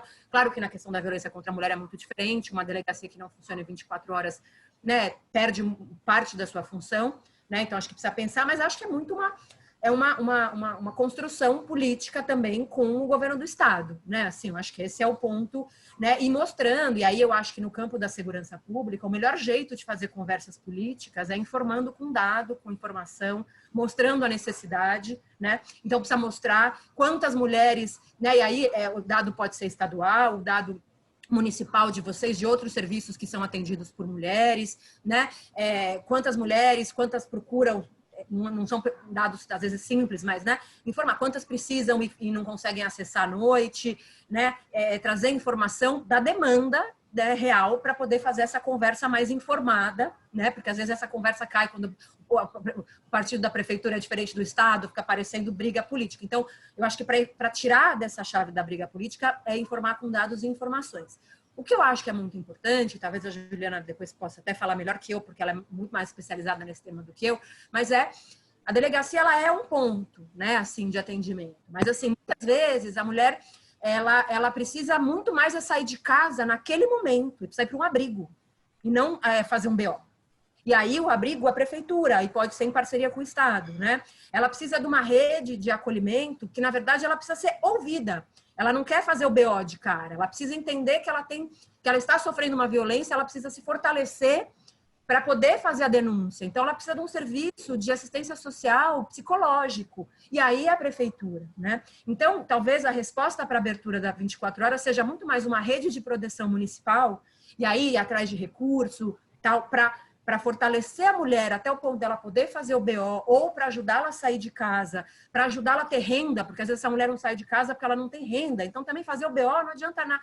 Claro, gente, eu não estou descorajando ninguém a fazer BO, etc., mas, assim, não é essa a solução. Então, eu acho que talvez a pergunta para a sua resposta seja também uma provocação para a prefeitura olhar quais são os serviços existentes, estão dando conta, horários de funcionamento, até para ter força para dizer, olha, a gente está investindo aqui, Estado, vamos investir também na delegacia, né?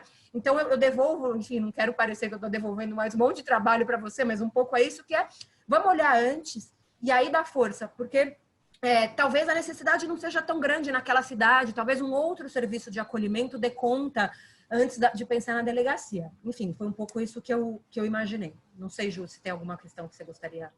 Não, eu queria só complementar, acho que é isso mesmo. O que eu ia te perguntar será que uma delegacia 24 horas resolveria o problema, né? Quando você fala, como é fazer para aumentar o período de atendimento?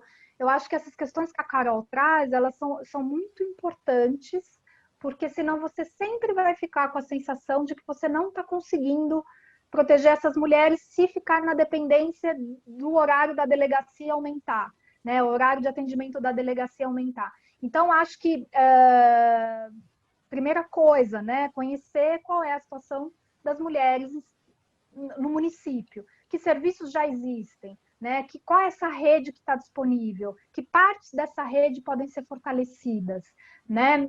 E aí, de que forma? Assim, então, para fortalecer esse pedaço, vou precisar fazer uma parceria com o Estado vai ter que se envolver, né? Então, acho que dar um passo antes, né, do aumentar, porque muitas vezes, acho que até o que a Tati Souza está dizendo aqui também, né, um pouco como conseguir viabilizar anexo lilás ou sala rosa, enfim, acho que antes disso é entender qual é a situação das mulheres neste município, né? A gente vê, num geral, que as mulheres vítimas de feminicídio, muitas vezes elas não chegam até o sistema de proteção, né? Elas morrem, e aí que a gente sabe que essas mulheres vinham sendo vítimas de violência há bastante tempo, né? Então, ter a delegacia disponível é importante, mas ela não resolve, porque a questão da violência contra a mulher é muito difícil para essas mulheres falarem dessa violência, denunciarem essa violência, né? Então, elas precisam ter disponível,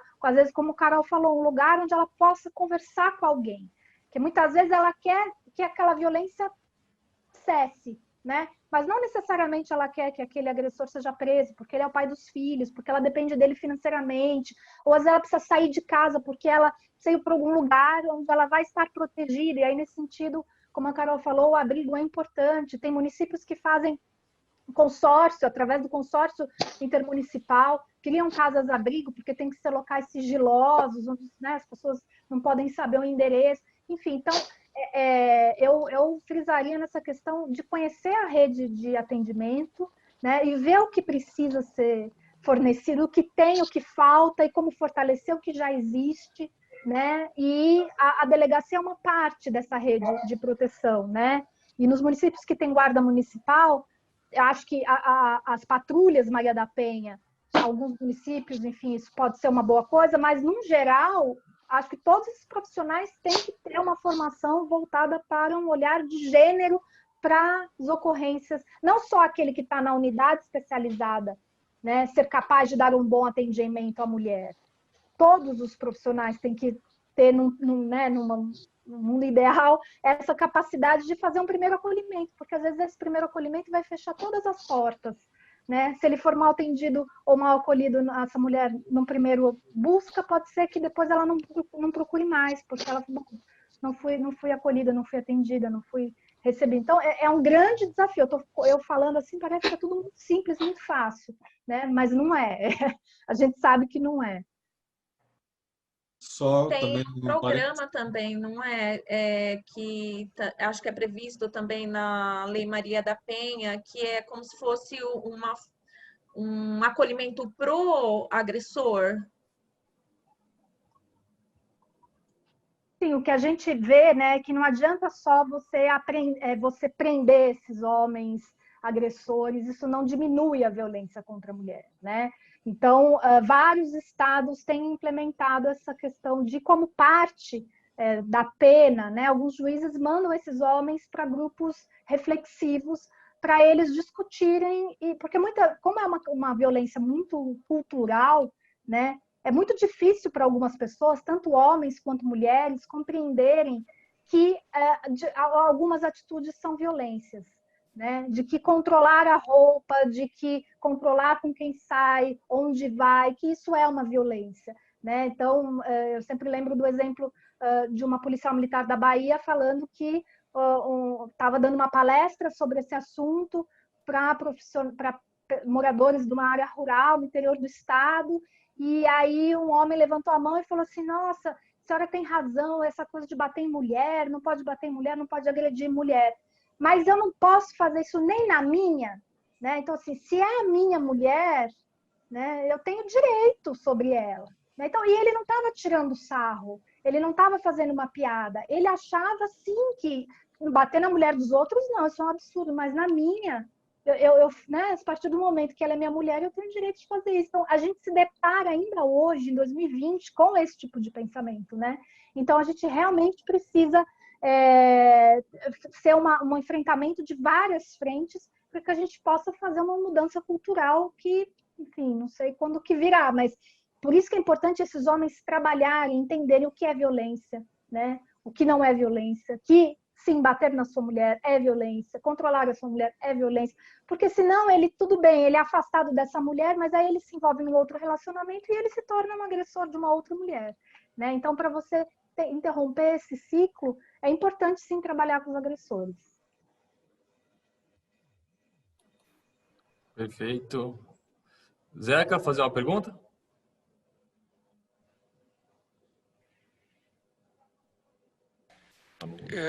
Excelente. Em primeiro lugar, não tem como agradecer, professor Túlio, Juliana, Carolina, excelente. Esse é o tipo de aula, de mentoria, de debate que é absolutamente necessário. Eu me lembrei de uma palestra que eu assisti com o professor André Singer, na PUC de São Paulo, ano passado, salvo engano, e ao fazer a exposição dele, ele teve um insight para explorar em pesquisa. O professor André Singer, Ciência Política na USP, em São Paulo.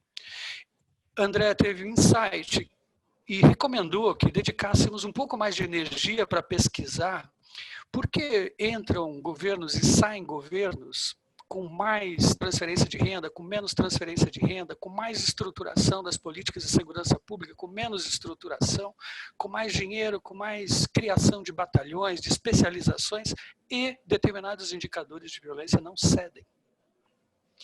Séries históricas longas continuam nos apontando um problema estrutural, um conjunto de conexões entre problemas estruturais que não cedem. E a mim me ocorreu agora um insight perdão, aqui atravessar, porque é uma pergunta que me interessa para planos de governo e para o futuro das administrações municipais, que nós vamos pegar um país bastante chacoalhado, clima pós-pandêmico, redução de trabalho, emprego e renda, problemas estruturais que nos acompanham há décadas, na mão do prefeito, na mão da prefeita, na mão dos secretários, já, daqui a alguns poucos meses. Então, me ocorreu um insight sobre editais específicos. E aí, falou o professor Túlio, Juliana e Carolina, será que não dá para desenharmos alguns editais específicos para prefeituras que tenham as suas guardas ou não, saindo dessa lógica de Robocop? Sabe, chega de viatura, colete, drones, essa coisa toda. Será que eu não consigo construir editais específicos para melhoria de registros administrativos?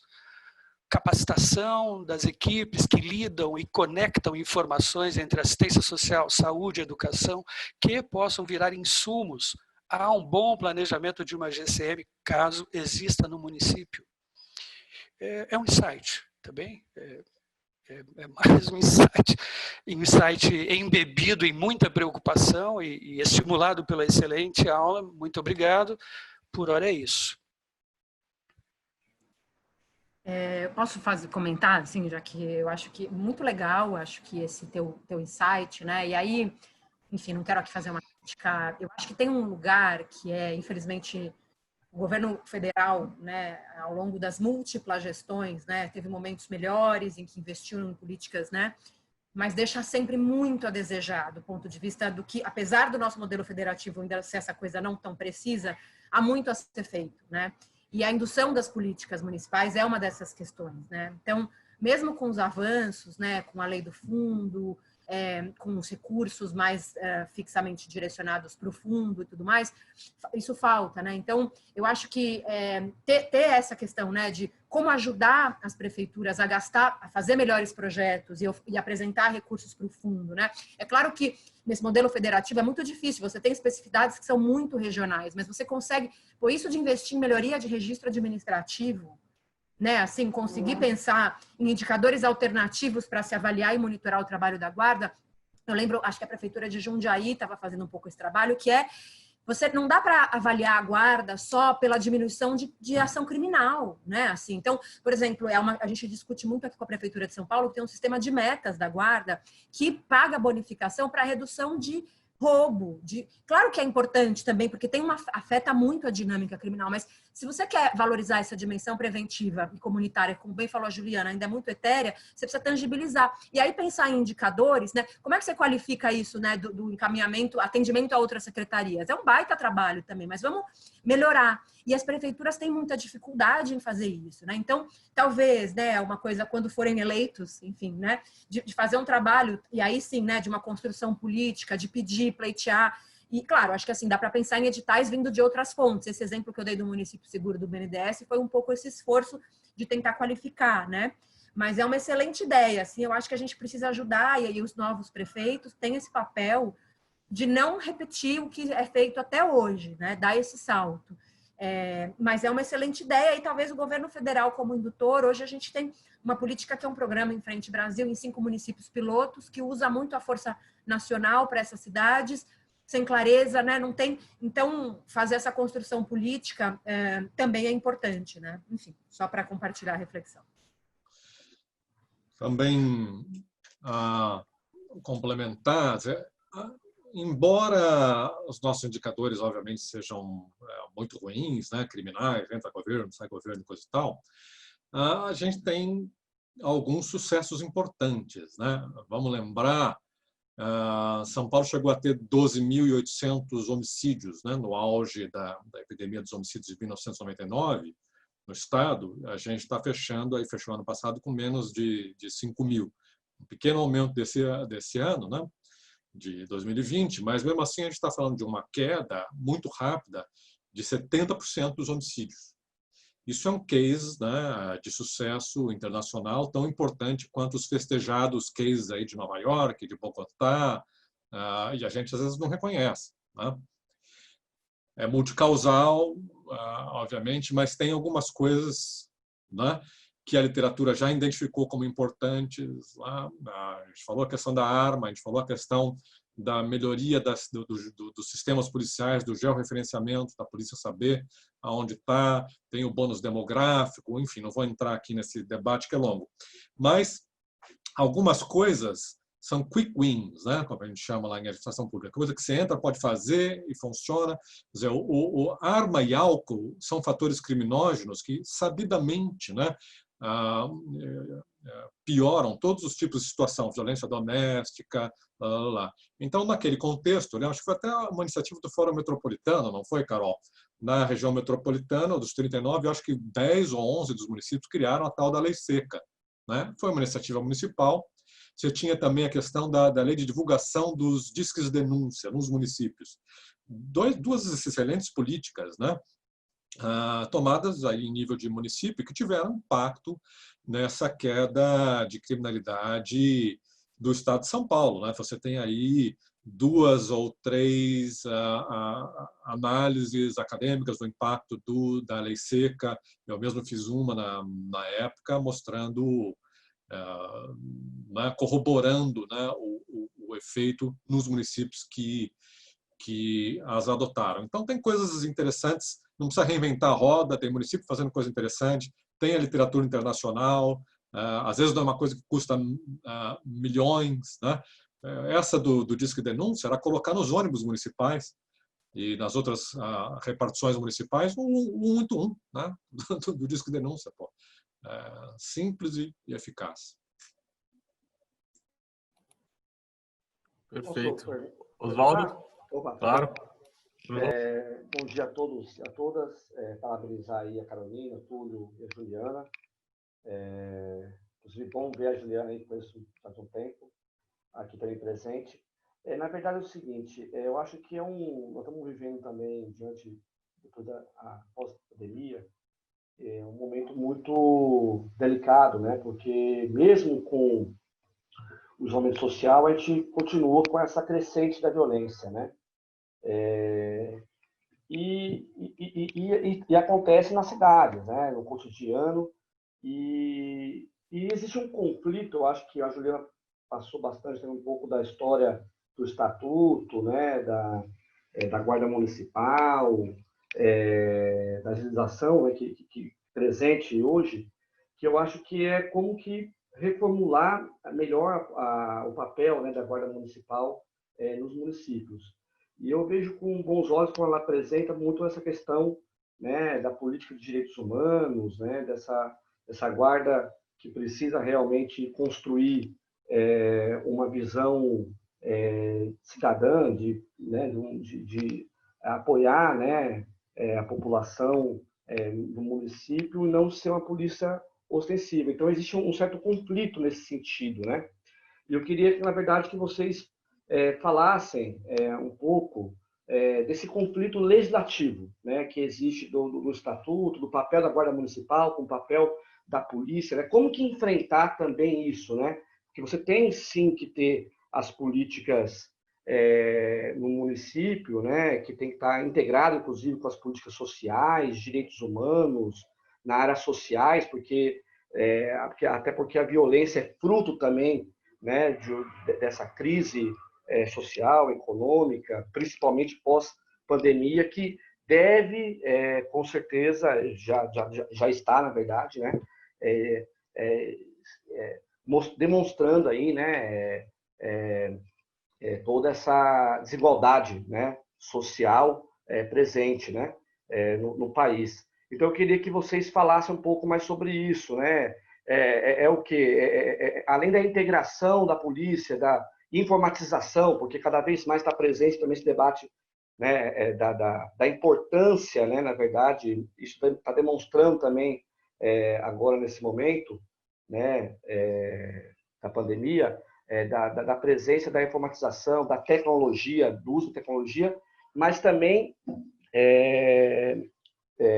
principalmente como a gente, podemos dizer assim, realmente efetivar uma política pública de segurança pública no município, né, fazendo que contribua, né, com com essa proteção social, né, e de tentar abaixar esse índice da violência nas cidades.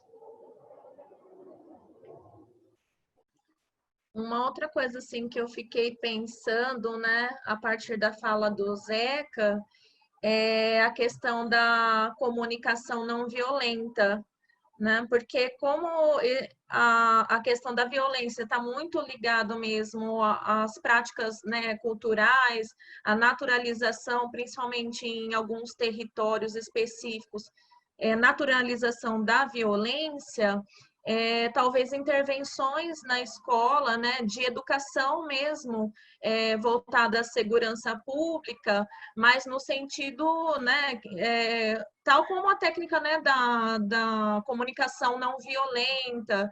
E vocês, como que vocês veem assim essas possibilidades? Posso começar e aí vocês... Oswaldinho, bom te ver, querido. Bom, acho que, enfim, é uma série de questões. Um aspecto que eu acho que a gente falou pouco aqui, que é a questão da participação social na construção dessa política, né? Acho que tem um dos municípios que eu trabalhei aqui no ABC, que foi São Bernardo do Campo, a gente fez um trabalho muito exaustivo ao longo de vários anos, né? Nas regiões de maior vulnerabilidade, com maiores índices de violência, foi estabelecido um fórum permanente de comunicação com os moradores. Ao invés do município, da gestão municipal, chegar e dizer, bom, esse território, que é um território muito vulnerável à violência, a gente vai decidir o que nós vamos colocar e fornecer às pessoas nesse território. As escolhas foram feitas conjuntamente com a população, através de vários processos de escuta, para entender qual era a dinâmica da violência naquele espaço. Muitas vezes, né, as respostas imediatas são sempre de mais efetivo da guarda ou mais efetivo da polícia, ao invés de realmente, como diz a Nayara, trabalhar as relações. Então, esse tema da comunicação não violenta era um tema não só trabalhado nesses fóruns com a população, mas em processos de capacitação de todos os profissionais da prefeitura, né? Não só os guardas municipais, mas colocar numa mesma sala de aula o guarda municipal, assistente social, professor, que isso é dificílimo, gente. Assim, na prática, isso é muito difícil. As pessoas já de cara muitas vezes nem querem, né? Poxa, você está com o guarda, né? O papel do guarda municipal na prevenção da violência escolar, de ser esse ator que realmente ele pode fazer parte dessa comunidade. Ele não precisa se restringir a ficar parado na frente da escola ou passar, fazer rondas periódicas em que ele vai lá, assina um livro para dizer que estivemos presentes no horário de entrada e saída, né? Ele tendo efetivo, porque esse é um problema também, né, o número de profissionais disponíveis, ele pode se integrar a essa comunidade e olhar para os problemas da comunidade escolar, os problemas relacionados que podem levar às violências, como um ator que pode ser um mediador de conflitos ali, né? Então, sim, investir na questão da comunicação violenta, não violenta é importante. Acho que tem vários exemplos em vários países, né? Acho que aqui no Brasil a gente acho que pensar essa gestão municipal da segurança pública, como fala Oswaldo, né? Você pensar em como também ocupar esses territórios, né? Em como você trabalhar as pessoas para ocuparem o território, como é que a gestão pública vai se colocar neste espaço, né? E aí como que você prepara os atores, e aí de todas as secretarias, para ocuparem, atuarem nesses espaços, né? E isso demanda sempre uma conversa com a população, né? Não só a gestão dizendo onde vai pôr, o que vai pôr, de que forma vai pôr. E essa conversa com a população, essa consulta pública, poder estar disponível a ouvir essas demandas, é algo que nem sempre é simples, né? Então, é uma construção, se a gente quiser pensar em resultados a médio e longo prazo, né? Então, acho que, assim, eu não sei quem teve a oportunidade de conhecer Medellín, mas Medellín fez um trabalho assim excepcional nessa questão da ocupação do espaço público. Eu tive a oportunidade de ir lá conhecer, junto com um gestor municipal, e o que me chamou a atenção foi quando a gente estava caminhando ali pela Comuna 13, aquela região que tinha sido já, né, marcada por muita violência, a gente viu mulheres já idosas com um profissional da prefeitura fazendo atividade física. E a gente se juntou ao grupo e começou a conversar, e aí a gente perguntou: o que tem de melhor aqui? E a resposta delas foi: a gente, nós. Né? Então, você chegar a um ponto em que as pessoas se reconheçam como o melhor daquela localidade, né? Assim, acho que é o ideal onde a gente quer chegar, né? Mas isso é a base de muita construção conjunta. Enfim, sei, Carol aí. Bom, são duas perguntas do Oswaldo, né, Oswaldo, essa bateção de cabeças, né, esses conflitos institucionais existem em diversas esferas, né? A gente tem duas polícias estaduais, a gente sabe que não se conversam, né? A polícia militar tem a tal da P2, ela quer fazer investigação, a polícia civil tem os ramos uniformizados e quer fazer policiamento ostensivo, né? A gente fala, a gente tem duas meias polícias, na verdade, no Brasil. Do ponto de vista federal, se cria Ministério da Segurança, depois descria o Ministério da Segurança, a Casa Militar vira Gabinete de Segurança institucional, você tem diversos órgãos federais cuidando do problema de drogas, é uma bagunça, é uma coxa de retalhos institucional muito mal resolvida e coisa e tal. O ideal é que guarda, falando dos policiamentos ostensivos, vamos dizer assim, né? Guarda e polícia militar tenham funções complementares. Tem espaço para isso, né? A gente estava lembrando aqui, boa parte dos atendimentos feitos por 190 é atendimento social e que a polícia tem tendência a rechaçar, né? Então, poderia haver uma complementaridade nesse sentido de, na central de despacho, fazer essa divisão de tarefas, guarda atendendo a um certo tipo de chamados, polícia a outro, né, com níveis diferentes de risco. Tem várias soluções, arranjos possíveis. Para isso, você precisa, primeiro, talvez, de um arranjo institucional onde as instituições se encontrem. Então, eu queria lembrar rapidamente aqui a questão do GGI, que tinha no Plano Nacional de Segurança Pública, né, anterior, foi uma política bancada, vamos dizer assim, pelo governo federal, que o governo federal pagava, inclusive, a Secretaria Executiva, né, do GGI, que era o Gabinete de Gestão Integrada. Juntava, né, esse profissional do governo federal, as polícias estaduais, a Guarda Municipal, as secretarias, o Ministério Público, um bando de turma aí, de gente, e que periodicamente sentava para conversar sobre alguns problemas. É uma iniciativa, por exemplo, é uma dessas instâncias onde institucionalmente você pode fazer esse acerto de pontas aí.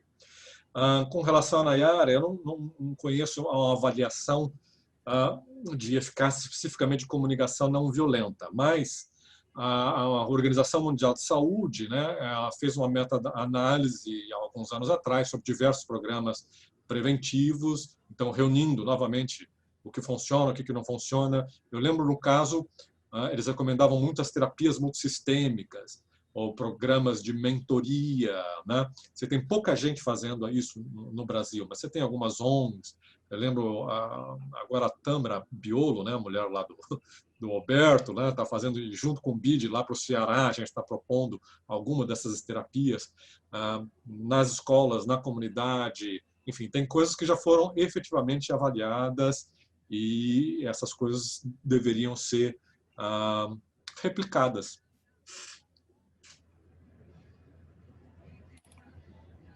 Carolina, queria falar. Acho só, eu ia na linha do Túlio, né? E acho que menos a coisa da CNV, da comunicação não violenta, que eu acho que é isso, eu não sei o quanto tem avaliação, mas essa coisa das competências socioemocionais, né? Que é uma coisa de fortalecer a capacidade de resolver, lidar com as emoções, isso é uma coisa que foi comprovado já pelas análises internacionais. Tem um programa chamado Becoming a Man, né, que é se transformando num homem, que foi aplicado em algumas escolas em Chicago, que é justamente esse exercício que o pessoal lá do Rio Grande do Sul tem feito, está aplicando em Pelotas, né? Porque na verdade, não só a capacidade de se comunicar de forma não violenta, né? Mas a capacidade de você lidar com o que você sente e reagir de... Então, acho que aí tem um caminho interessante para se pensar a prevenção. Acho só que tem uma questão que é quando a gente pensa em comunicação não violenta, e assim, a gente fez até um trabalho aí com a PM aqui em São Paulo, mas que dialoga muito com a guarda e com o que a Juliana traz, que é boa parte do trabalho dos profissionais, de segurança inclusive, é se relacionar com pessoas. Né? Se a gente olha tudo o que eles fazem, atender a ocorrência ali na hora H e ter confronto é um percentual baixíssimo.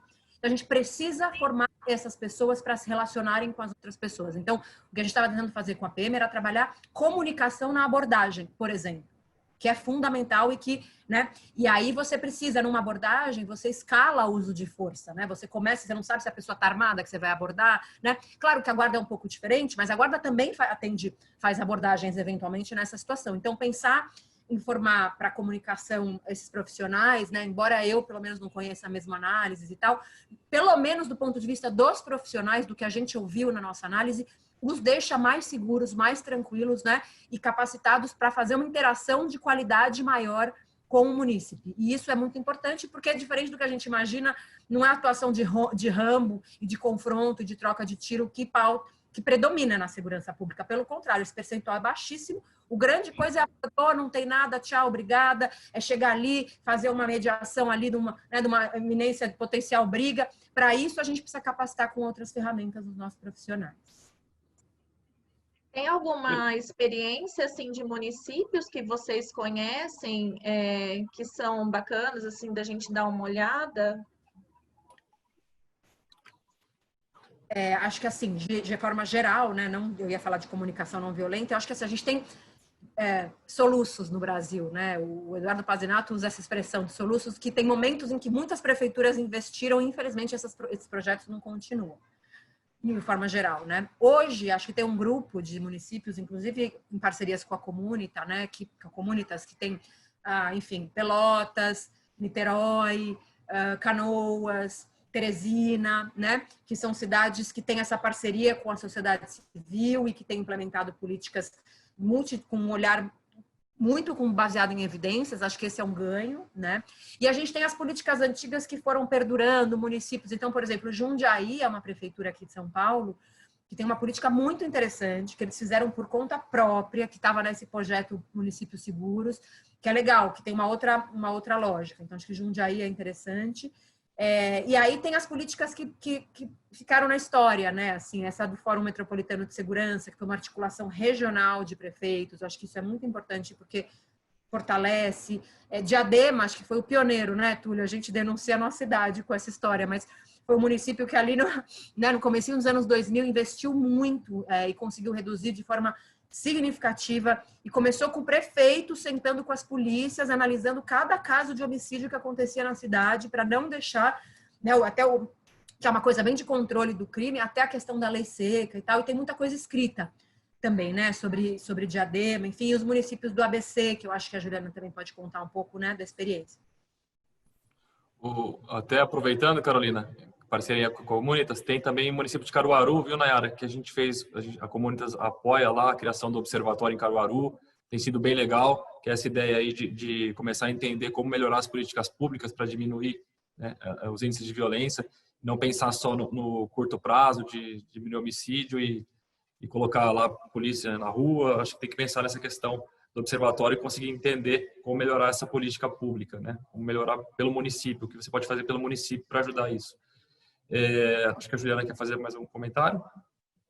Só acrescentar, acho que o Túlio e a Carol trazem esses exemplos todos, né? A Tâmara lá no Instituto Cidade Segura, o nome? É isso? Isso, do Alberto. Do Alberto e da Tâmara, né? Eles têm, acho que, exemplos, né, desse tipo de formação. A Carol trouxe inúmeros outros. E aí, assim, São Bernardo, infelizmente, eu não sei como é que ficou o registro desse processo, mas se você procurar por um texto, acho que da Lígia Daher, Daher,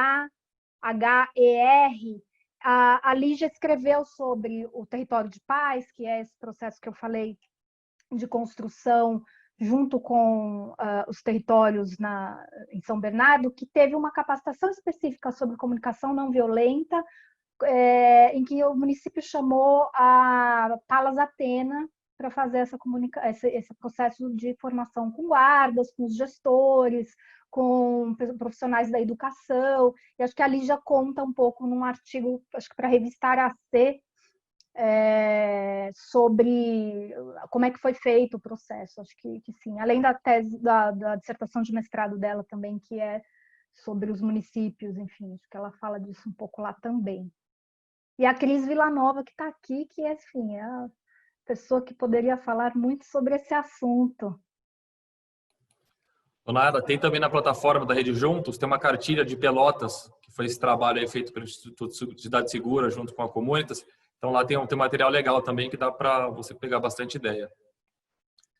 Acho que deu nosso tempo, né, gente? Queria agradecer a Juliana, o Túlio, a Carolina e todos os participantes. Vou passar a palavra agora para a Patrícia, que vai fazer o encerramento. Obrigado a todos. Excelente.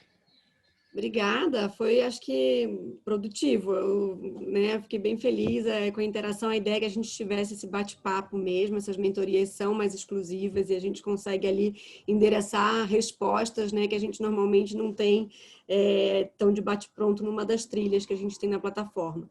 Então, mais uma vez, Juliana, Túlio, Carol, muito obrigada pela disponibilidade de vocês, aos alunos também por estarem dedicando mais essas 2 horas na agenda. E é isso, a gente encerra mais essa mentoria, lembrando que à tarde a gente tem a nossa mentoria de planejamento urbano e tudo que envolve o tema, como mobilidade, etc. Tá bom? Então, eu encontro vocês lá e uma boa sexta-feira.